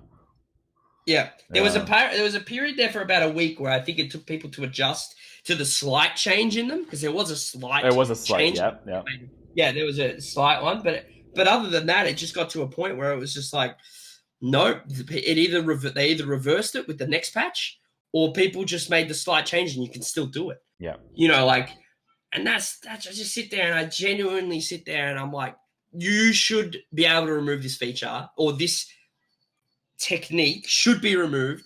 And you're telling, like, I see these power shots, these normal B pressed 1.5 bars, 10 yards out, and they're flying over the bar. Like, are you kidding me? Yeah. Like, you can't do a finished shot inside the box.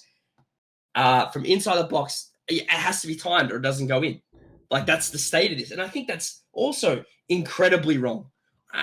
Shooting should be the easiest thing to do in the game, in my opinion. Yeah. The easiest thing should be shoot. Whether it goes in, that comes down to the player's skill but do you know what I mean? Like, at the end of the day, player, as in, I talk about Messi and Mbappe versus, say, I don't know, some League 2 kid. Do you know what I mean? Like, you should all be able to shoot, but Messi or Ronaldo shouldn't be missing from 10 yards out with a power shot with 1.5 bars or 1 bar. It shouldn't be happening. Yeah. It's the state of it. Then these goalkeeper moving on the line too, watching people move their goalkeeper into their goals. Yeah, so their goalkeeper has more time to react. Yeah. Like, you're telling me that you didn't test that. So when I asked who tests this game, Corey responded saying, and thankfully he did respond because we have an answer, is our internal dev team. And I said to myself, I'm sorry, but this dev team or this QA team or whatever, they're not pro players. They're not pro players that are looking for every advantage and every glitch, skill glitch, power glitch. I remember Ovi Krasi's video. It'd be about the speed boost, and they talk about a speed boost. Pro players are looking for that from day one. Yeah. You know what I mean? Like, the moment they get their hands on the ball, does this skill movement give me more pace? Oh, it does. I'm going to use that. This one's extra slow. Not even going to think about using that one anymore. Do you know what I mean? Like, there is no way that this game is tested by enough people of a level of skill that is worthy of being able to say, no, this is how we want the game to look, in my opinion. It's not even that. I don't even think, I don't think anyone can, to be honest, though. I think, even if you get pro players to go and test the game early, the only way you truly realize how the game is you got to play more than 100 games, man. You can't just... I can't just go to the studios and play, just 20 matches and be like, okay, this is what's broken, this is what's not broken, right? Like, obviously, you have to try out all the game mechanics, and then more than... I think even if you had a pro player base, I don't even think that would be the solution, because one, I know for a straight fact there's a lot of pro players that would say this should be a game mechanic because it would benefit them, right? That's a 100% thing right off the bat, right? But I think that when they released the game to the general public and the game's been out for a month, which, to be fair, they did do well this year, but oh man, I'm gonna keep talking about FIFA 18 pre-patch. If they did that last year, man, dude, I messaged them, man. I'm like, dude, guys, please don't change this game. I know this community is complaining about it. Let them adjust to the game first. Yeah, and I mentioned give us a month. I mentioned, bro, because ask anybody when I streamed that game, I never complained, man. I was like, yo, I'm losing 3-0. I can maybe come back and win 4-3. It wasn't a problem for me because the finishing was consistent and manual defending and so on and forth. They had to fix 3 or 4 things, but they had to fix the 3 or 4 things that I saw it from an unbiased point of view. One of them, goalie animation, when the shot was directed right at them, they had a really weird animation and they didn't save it properly. If your shot was directed right at the goalkeeper, it means you didn't take a good enough shot or you weren't in a good enough angle because the finishing was very consistent, right? The other one is the acceleration of defenders when you chose them. If your cursor was over them, the acceleration in comparison to the attackers wasn't good enough. There wasn't a good enough balance there, right? So that could have been improved a little bit too. If you wanted to add a little bit of a defensive AI, I wouldn't mind either. You know why? Because your 1v1 finishing is so good that if I get past that little bit of a slight defensive AI boost, I'm fine with that because at least when I get past it, I can score. You know what I mean? And then I think those were my main ones. So it was acceleration with defenders when you choose them. The switching was awful, but the switching was awful because of inconsistent gameplay. Still a thing, even though the pre-patch gameplay in FIFA 18 was fine. It was still a thing, right? But switching was because of inconsistent gameplay, so that's something that can be fixed in the game coding, right? But other than that, man, that was the only big problems with the game. Like, you think about switching in this game. If the ball goes in the air, you're stuck with the last player that had the ball. You can't change. You can't change off him. Game. Yeah, that's dude. I've already sent like multiple clips of that too, like of the player deflecting off your player, and then you can't switch to anybody else to go get the ball. Yeah, it's incredibly stupid. And we are what, 4 months into this cycle, right? We are fourth month now, I think.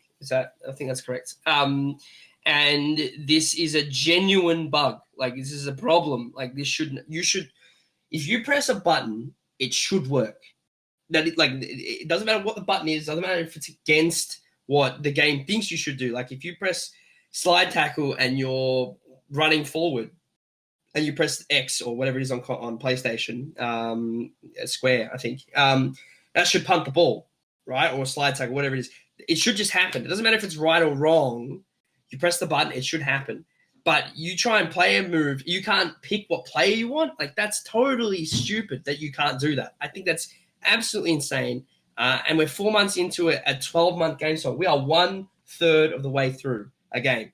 And I'll finish a game of Champions, and I have to back out a foot to apply a fitness card.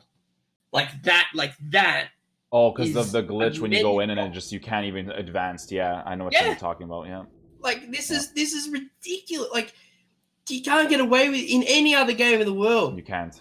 It just doesn't happen. But people, I'm telling you, people in this community are like, oh, dude, but you just gotta accept the state of the game. No, there's chat. Like, listen, man. If you guys play any other game, there's literally no game in this world that's like FIFA. There's nothing.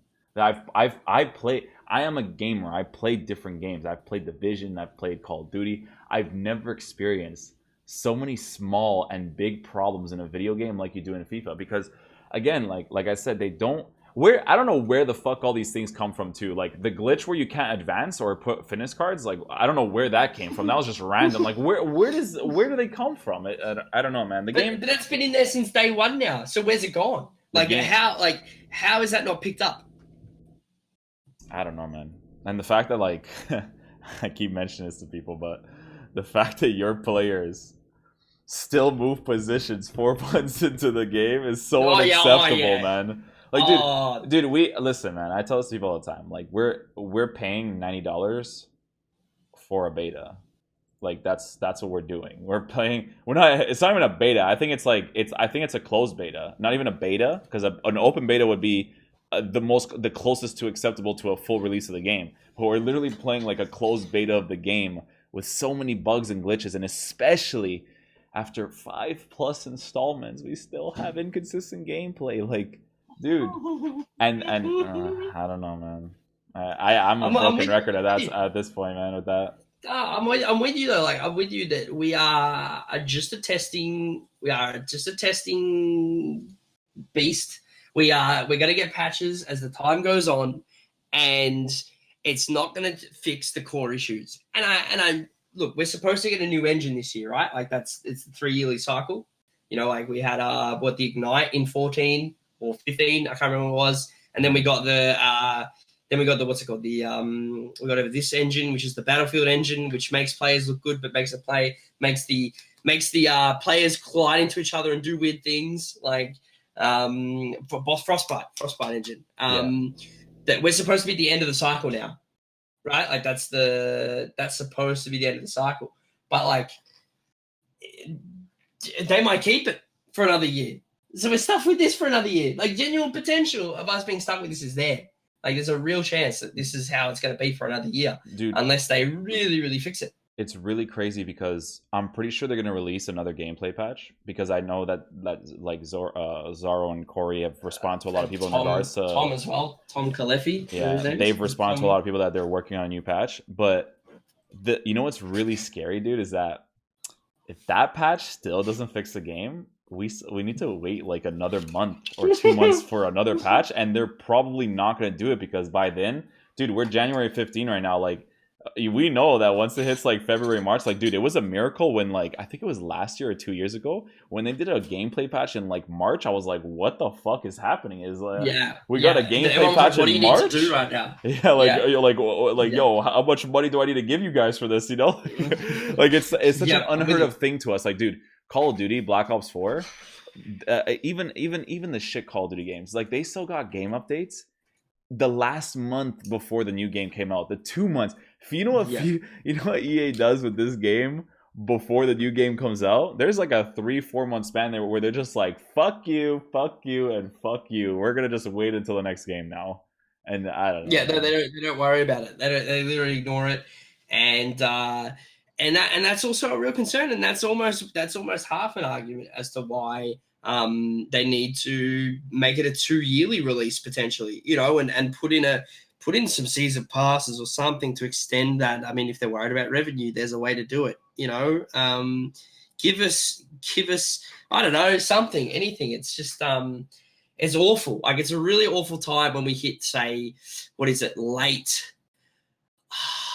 If I say April into June, April, May. Yeah, it's just GG's at that point. And then it's like the moment you sort of hit May, the rumblings of FIFA 19 start, FIFA, the next FIFA, and you're like, right, we are, whatever the game state is right now, we'll never see anything more like it again. And even this ridiculous thing of being able to play a full 90 minutes of a game, you concede a penalty you might have a penalty. Your opponent is just conceded a penalty, and they can quit, and you don't get a result out of that. That right there has been in the game for years, and that needs to. That's never changed. It's never changed. That's never changed. You never get a win for that circumstance. It's crazy. No, even though there was even though, like, you're telling me that EA can't tell you who quit that game. One of them quit the game. DC, complete DC. They would have either shut their console off, they would have, whatever it was, and the other player would have stayed online. You're telling me that EA servers can't determine who left that game to give you a win? There's no way that's not possible. There's not a chance. They say you disconnected from your opponent. Well, you know what? It never happened. Dude, exactly. Yeah, the penalty one is insane. Right, so Foot was Jamie and I played, right, this weekend, right? So we're talking Foot was Jamie, Foot was pro. I played him. I think we're 25, 30 minutes into our game, right? Like 25, 30 minutes into the game. He DC'd for no reason, and he got the loss. But my game, it didn't count for anything. I got nothing, right? So he DC'd for nothing, got a loss. I got nothing. How does that work? It's not his fault he DC'd. And your game was tied too, right? Yeah, it was 0-0 or whatever it was. I can't. It was a tied game. It was definitely a tied game. So he got a loss. I don't get a result. That doesn't make sense. In any other world, if your opponent DCs in any other game, you get the win. That's just how it goes. Yeah. It's not even, or there's a reconnect timer, and the day that we get a reconnect timer, oh my god, honestly, it takes like what, when you're back in the servers, you literally press X and you're back in the game. Like, let's just a lot. Just it's like 15 seconds. It doesn't take long. Seconds. Let me just go back in my same game, dude. Like, if a game Give like me 1 minute PUBG. timer. If a game like PUBG can fucking do it, I'm pretty sure you guys can do it too. It's not like anybody intends to leave from the EA servers, man. I don't know. It's you know why they don't implement these things though, Cripsy, is because the FIFA community, right? They're the quickest to find the exploits of how they can get more wins using these different things, right? And in any other community, man, in Overwatch, someone disconnects from the match, you get the win. But it's in those communities, those gaming communities, the way that they do it is different, right? Because in FIFA, people actively look for it, but in Overwatch, if you disconnect, the penalty is strictly on you and not your opponent. You know what I'm saying? But in FIFA, especially for EA servers, dude, like, the simple matter of the fact that like you can disconnect from their servers, not disconnect from your internet. You never disconnect from your internet, but you disconnect from their No, never. servers, and then you can just sign right back in. Yeah. It says a lot because, dude, I don't know about you, I've never disconnected once from Fortnite servers. No, there's been down times, but I've never disconnected from one. Yeah. I've never been I playing a game and my server disconnected. I've never had that. No. That's never been a thing. I've had times when my game crashes, but that's it. Yeah, game crash. Yep, game crash. I used to have a little bit in Fortnite back when it got sort of really hot. I used to play a little bit, but I can't think of many games at all. Like the thing with the DC glitch is, why do some people DC and not others? Like what? Like if a server goes down, they should all go down. Like if you're playing League and your match is on a server and that server dies, everyone dies. Like you're gone. Everyone dies. Yeah, everyone but why dies. does one random person DC and then why does the other person not? I do take that in too. I do take that in too. Yeah, that you disconnect from a server, but then like not every that's so true.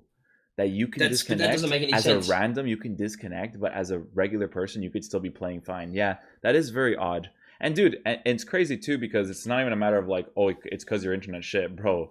You can have in Canada, you can have freaking fiber internet with 100, 1,000 connection is yours, 5 millisecond ping to your house, and you'll still disconnect from the EA servers. It can still happen. You disconnect. Yeah. Thankfully, it hasn't happened to me personally in the last like year or two. But dude, I've had the same internet service provider for like 5, and it most definitely happened to me 3-4 years ago all the time, right? So yeah, it's just not. I've had it on stream. I'll be streaming games. Yeah, dude, you'll be streaming. You never dropped a single frame. You're just green the I whole never time, frame. and then boom, Yeah. that's it. And you cop a DC, and that right there is, I mean, that right there is the biggest disappointing, I think, aspect is you can't even trust whether you'll finish a game or not. Yeah, and I think, and that's scary, man. That's terrible. It's terrible because I remember. I mean, I'm sure you remember last year the qualifying aspect of how it used to be the monthly. Remember how it used to be monthly for qualifying? It'd be like top 64 in the world or whatever it was. Mm-hmm. You would get one EA DC, and you genuine. And I was never at this level. I'm not saying I was there, but I'm saying those guys at that level could literally cost you a qualifying event because you got a DC from the EA servers at the wrong time, and that was wrong. I think that's really wrong, and I think that needs to be one of the. Every game should have a result. Every game that you play, there should not be a time where you're playing a game, and if your opponent DCs, you don't get a result. How unsatisfying is that? Like, where do I get any satisfaction? To me grinding the last 40 in-game minutes to try and get a result. My opponent just quits because he gave away a pen, or I'm smacking him but I haven't scored yet, so he's going to quit, or whatever it be. Do you know what I mean? Like, these are the things that I sit there and I'm like, dude, how can this be gotten so wrong? How can that be the case? There's a lot of wrong things in this game, man. Like, there's too much, you know what I mean? It's not even like a matter of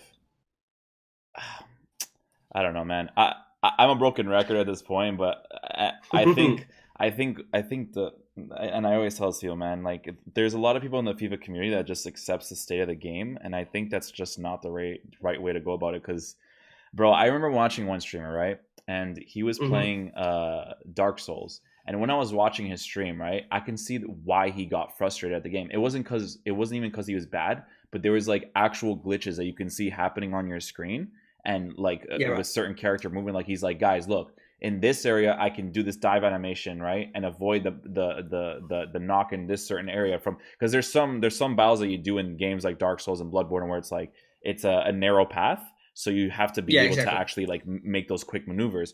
And he's like, I literally cannot go in this direction because if I go there I'll die, right? And dude, he would explain these things, and his chat, because he was playing Dark Souls and is a variety streamer, his chat, the Dark Souls community was being incredibly toxic to him, right? Saying like, oh, just accept the game for how it is. Oh, no game is perfect, blah, blah. And he literally freaked out. And it made me think, I'm like, dude, if not it's not even like FIFA streamers. If gaming streamers gaming streamers played FIFA, Yeah. that they would truly realize the pain and agony that we go through when we have to create content for this game, right? Because he literally freaked out saying like, if I think that the game is fucking stupid because I'm showing you guys something that this is fucking stupid, then you guys should see it and not say we accept the game. I play so many games and these types of things are not like, dude, he was freaking out. And this is a really calm guy, man. One of my favorite streamers, this guy's like really chill. And he was freaking out and he was right? Because I was looking, I'm like, yeah, that's bullshit because you literally cannot move in one of the areas the game is forcing you to move in, right? And yeah. he even went on Reddit and everyone was complaining about the same thing. And he's like, dude, I'm never playing this game again for this community because I never want to play a game for a community that does not want their game to progress. They are happy with it being broken. Like, dude, back in the day, you know Dr. Disrespect, right? Dr. Disrespect used to play FIFA. Course. You know what happened when he played this game, bro? He's like, fuck this game. Like, I used to play this game back in FIFA 11 and FIFA 12, and they still have the same issues nowadays in the game. Bro, he was using like Paul Pogba, Ibrahimovic, Martial, and all these guys, and he was like, why do my players, as a regular dude who's not even like a hardcore player of the game, a regular dude's like, why do my players feel like shit right now? Like, why am I controlling them and they're not dribbling where I want? Bro, he was winning a game 1-0 in the game that he quit and never played again. He's like, he literally dashboarded on I think it was on the Xbox or PlayStation. I can't remember which console he was on. He dashboarded and he's like, I'm never playing this game again. And then after he stopped playing the game, he went on, dude, the rant is on YouTube. He went on like this huge rant on EA Sports and he's like, how can I play this game back in FIFA 11 when I'm using players like Raul?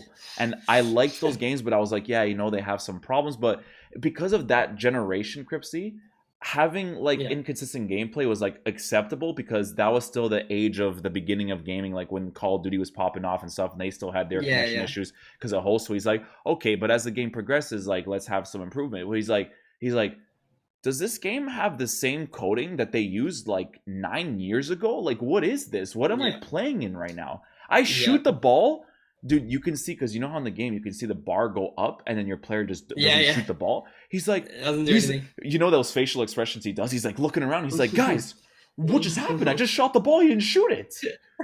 And he's like, no, I'm not playing this anymore. And it's just like, dude, like people in the Twitch community, they don't know that half of what we deal with when we play this game. Like it's not even close. It's not even close, man. It's the only positive thing is there's people that are willing to.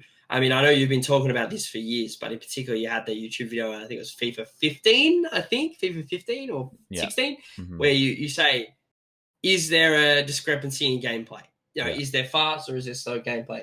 And, you know, credit to someone like yourself who continues to be what I call it snubbed by EA or pushed to the side. But at the end of the day, the more and more people that see your content, see other people's content, and they realize, no, like this is actually unacceptable, or I experience what he's experiencing, and you're telling me that that's not normal. You know what I mean? Like the more people that come across to that moment of clarity, you know, and they're like, oh, I thought I was doing something wrong, but really it's just the slow gameplay, or it's this or it's that. Yeah. Then it's like, oh, people like, did you know that lightning rounds, there was a set of lightning rounds that didn't sell out during Team of the Year? Like during the full Team of the Year on Xbox, there was a set of lightning rounds that didn't sell out this year. And it was one of the big ones, the 100K, or it was a 125. They didn't sell out. At what time? And it was just during their lightning rounds, whatever the lightning rounds are. One of them timed out. I couldn't tell you which ones. But there was a time where they didn't say. It was recent. It was obviously during Team of the Year. 125Ks, I believe, midday, says Mars Bars. So just throwing that one in there. But yeah, I just want to let you know, like, that's legitimately what was said. You know, like, genuinely. That's what happened. I'm surprised, man, because the Team of the Year is like that, especially the lightning rounds. Those things always sell out, and that's, dude. But the thing is that we're talking about this, but like they may have lost stock, but they're still making a shit ton, man. And it's crazy too, because I don't know how dude, I play this game as a content creator, but I don't know how a regular person can play FIFA and have fun with the game. I like if you're a menu guy, I can see it, but like you play FIFA strictly just for you pay $90 to do something that you can just download on your iPad and just do there. Like I don't know. I guess I don't know, man. I see a lot of things different with certain things. But again, I'm just a broken record at this point, you know. No, I feel you. I think the only reason why people still buy the game on a casual experience that, you know, just pick up and they'll play with their friends once a weekend. You know, they'll buy the game, everyone will come around, have a couple of beers, and they'll play some FIFA. There's that, right? Yeah. But EA aren't catering towards them. No, they're not. You know they're not. We all know they're not. They say, oh, you know, there's millions of people that play the world and they don't just play foot. Yeah, but you'll literally get in to play career mode and then they get a free foot pack. And why did you give everyone four prime icons in FIFA 18 a couple of weeks ago? Yeah. You're telling me you don't want them coming to play foot on FIFA 19? Is that what you're telling me? Because that's the opposite of what you're saying. So, like, EA make money on the copy of the game, right? Of course they do. But the moment you put $20 in for FIFA points, that's profit. That's pure mainline profit. Because you're already paying for the game. You're already paying for the game, and then you have to pay for those FIFA points that are extra, man. It's just extra revenue. Because Fortnite, you don't have to pay for Fortnite. You just pay for the season pass, bro. Fortnite's actually crazy. Because listen to these guys, man. Fortnite's crazy because if you pay for the season pass once and you play the game consistently, you never have to pay for it again. Right? Exactly. But then they're smart because they keep releasing cosmetics, right? Where it's like, oh, but you know, if you want to spend it on some more V-Bucks and get these cosmetics, you can, right? So there's a good balance there, but we don't have a balance of, hey, we have a cool season pass where we can do gameplay stuff as like, dude, you can, bro, my baby cousin is like 12, right? He plays Fortnite. He loves Fortnite. He plays it all the time on my console, right? And and he has a season pass for it. And dude, this kid is in the highest level ever. He's not that great at the game, but he likes playing it. He has fun playing it, but he just plays it, you know, he'll hop on like maybe like 4 hours a day, possibly. Because 4 hours, dude, I used to play more when I was younger, right? So 4 hours a day is not too bad, right? And not too bad. No. And he would level up really fast, man. I was like, dude, like I'm watching his gameplay, right? And he's just having fun. He's just like, when he gets a kill, he's like, oh, I got a kill, you know, like, but he's still leveling up and having fun with the game. And I just, there's not really like a concept like that in there's in always FIFA, something fun to do in Fortnite. Of course, you can be garbage and you can get destroyed. You can get absolutely shit on, but you're just like, damn, that guy wrecked me, you know, like, oh well, on to the next game. It has no influence, you know. You're just like, I'm just gonna have fun now, you know. And then here we are playing a game where every week we're playing 30 players on a weekend, sweating it out for not a locked-in reward. Like, we don't know the rewards we're going for. Like, I don't know what red picks I'm getting until next week. Yeah. I think it was Nightwatch that I had this conversation with, where it's like, dude, even Gorilla recently, I found it really funny because he's like, did I really just play for top 100 to get this for informs? Like, really? I'm not going to use any of these cards, you know? Like, they're worth nothing. I find that to be really funny too. That, like, you don't even know what you're playing for. That's true. No, exactly. And you don't know what you're playing for. And what's the fun in that? Like, at least in 18, for all the people that finished top 100 monthly, you had a chance to get an icon. Like, that was cool. Yeah. That was cool. It was like, okay, you grinded all month long.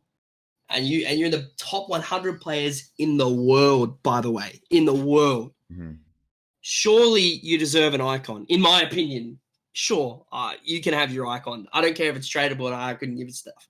But at least you knew, if I grind, I'm going to get an icon, and the 44, 45 informs, red informs. You know, like, at least you know. Now we're getting 3 player picks. And I don't know that. Like, I don't know what the informs are for those player picks, for them to, like, at least make me know what I'm going to get. Like, if I'm going to play for, like, something, give me the information before I'm playing for it. I think you should be.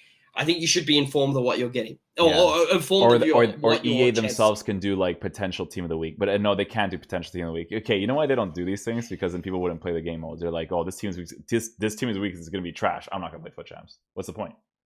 Right? For a regular gameplay guy, they're going to be like, well, I'm not going to play for these guys. But what if they showed? What if they said, oh, here's 4 key matchups or 5 key matches in the top 5 leagues that we're looking at for the team of the week coming up, and they say, let's just say it's Tottenham United, right? You just have Tottenham United that's come up, and they're going to say this is one of the 5 matches that you're probably going to get a team or that you've potentially got a player pick to come from. And imagine, if they do that, then it's like, yeah, you know what? If I get any player from Spurs and Man United that gets an inform card, you know what? Could be really good. It could be a really good opportunity, you know, or the El Clasico is coming. Do you know what I mean? Like the El Clasico, Barca, Madrid. Now, obviously, Madrid this year is struggling, but it's like, dude, what if you're getting yourself, as an informed Ramos, or or there's a informed Suarez, or something like, or Dembele. Like, there's so many things they could do to give you more incentive to play. Yeah. To give you the idea of, oh, there might be, and sure, there'll be people that are a little bit turned off, like, oh, really? I'm not a Premier League fan. I'm a Bundesliga fan, and they didn't really pick a good Bundesliga comp this week, so I'm not going to play, or I'm not going to play past 14 or whatever it is, or 11. But at least, like, it gives you some sort of idea that they're looking, and there's a potential that you might get a Lukaku or a Pogba, or for me, a Hazard or a Willian or something like that. Yeah. Yeah. They have to at least release like some meta cards every week. They can't just release none. Like, they literally, that one week they released, there wasn't a single one.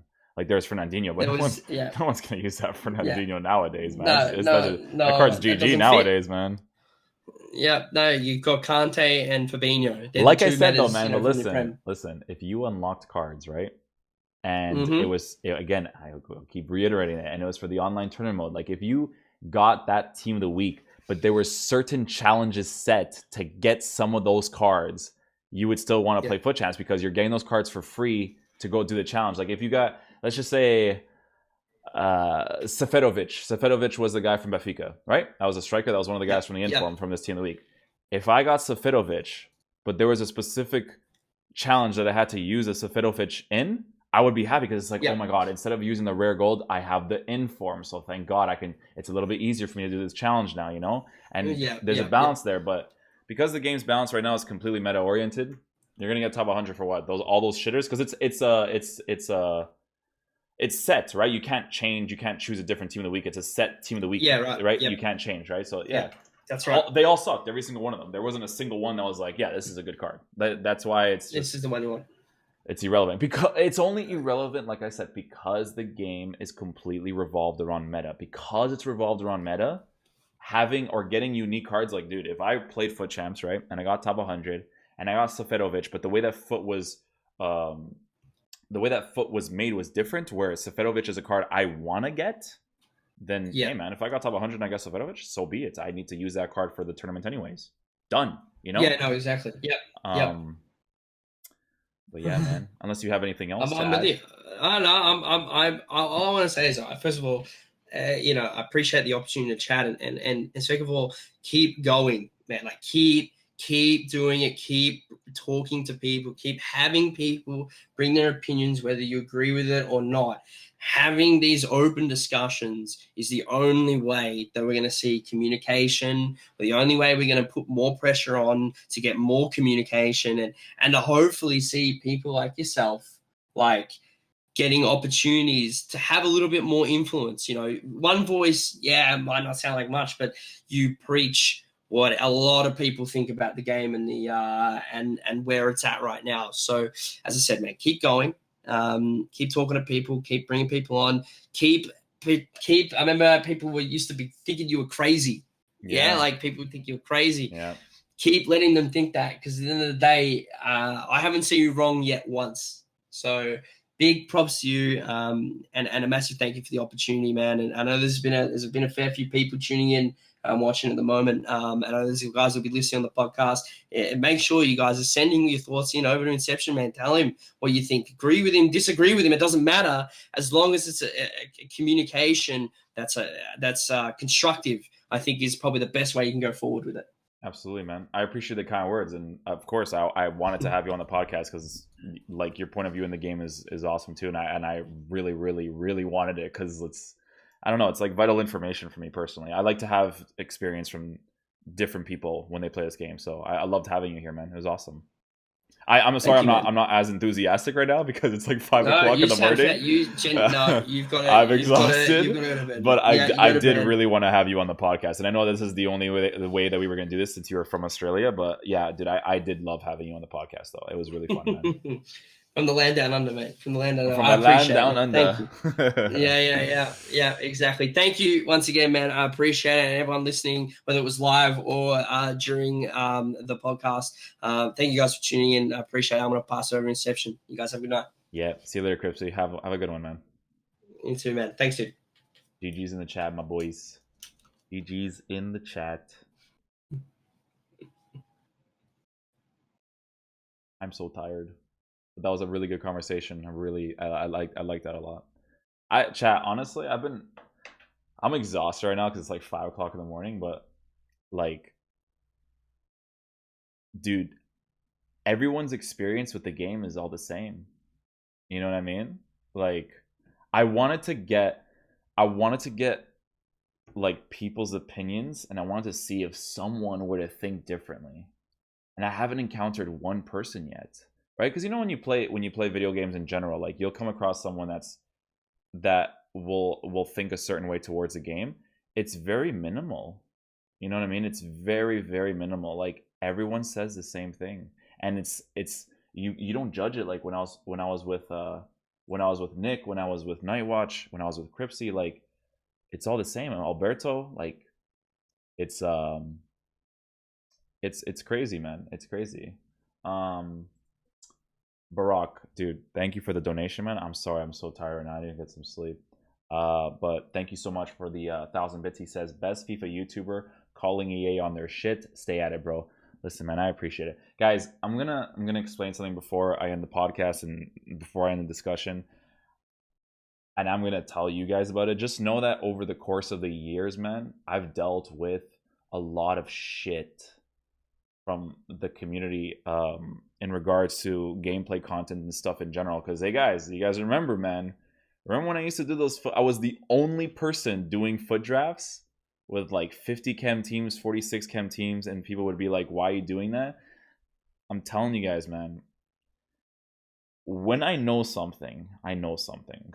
Okay. And back in the day when I knew that gameplay was inconsistent, like it's definitely exhausting nowadays, and I know that a lot of people see it as complaining and just being like basically a little bitch, but I've never felt so passionate towards wanting something fixed, because the thing is, guys, is that if someone doesn't do it, nobody will, right? And we're just going to be dealing with the same shit for years to come until we force the concept on EA. So I feel like it's really important.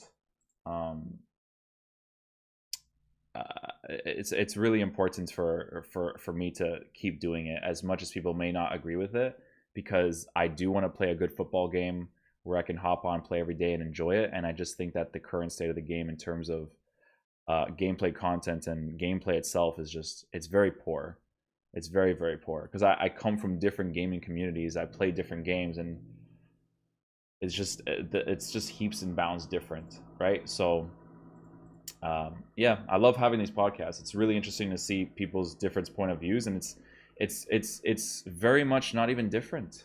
It's not even different. Like everyone literally thinks the exact same way. Everything that like I'll preach, these guys don't even watch my content, and they will say the exact same things. Like I'll tweet the stuff out, sure, but they'll just be like, yeah, dude, it's like I know exactly what you mean. It's never it's never like when you talk about, I'm really tired because it's really late, but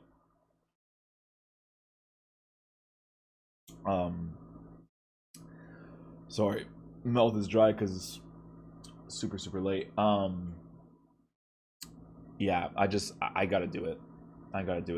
But oh my god, thank you guys so much for being in the stream today, man. I definitely wanted to stream it. Be sure to check Cripsy out on Twitch. I think it's Cripsy I think it's Cripsy TV, so I'm just gonna make sure that it is. Give him a follow. This guy is like literally, he's literally one of the nicest people. Once per day. He's the nicest, one of the nicest people you'll find in the FIFA community. Like, such a really cool guy. Oh, I cannot feel my voice right now. Cripsy TV. So I'm just gonna make sure that's his name here. Cripsy TV. Just click that just to make sure. Awesome. Okay. Yeah, so be sure to check out his stream, guys. Really cool dudes. For those of you that stopped by the stream today, I know it's really late. So I apologize for starting the stream late. It's just that it would have been really hard for me to get Cripsy on the podcast because I really wanted him on the podcast. Because he's from Australia, it's literally like seven or 3/4 of the day. I was about to say 7/4. So wrong. But I hope you guys enjoyed the podcast today, and I'll catch you guys later. Peace out, dudes. Love you guys.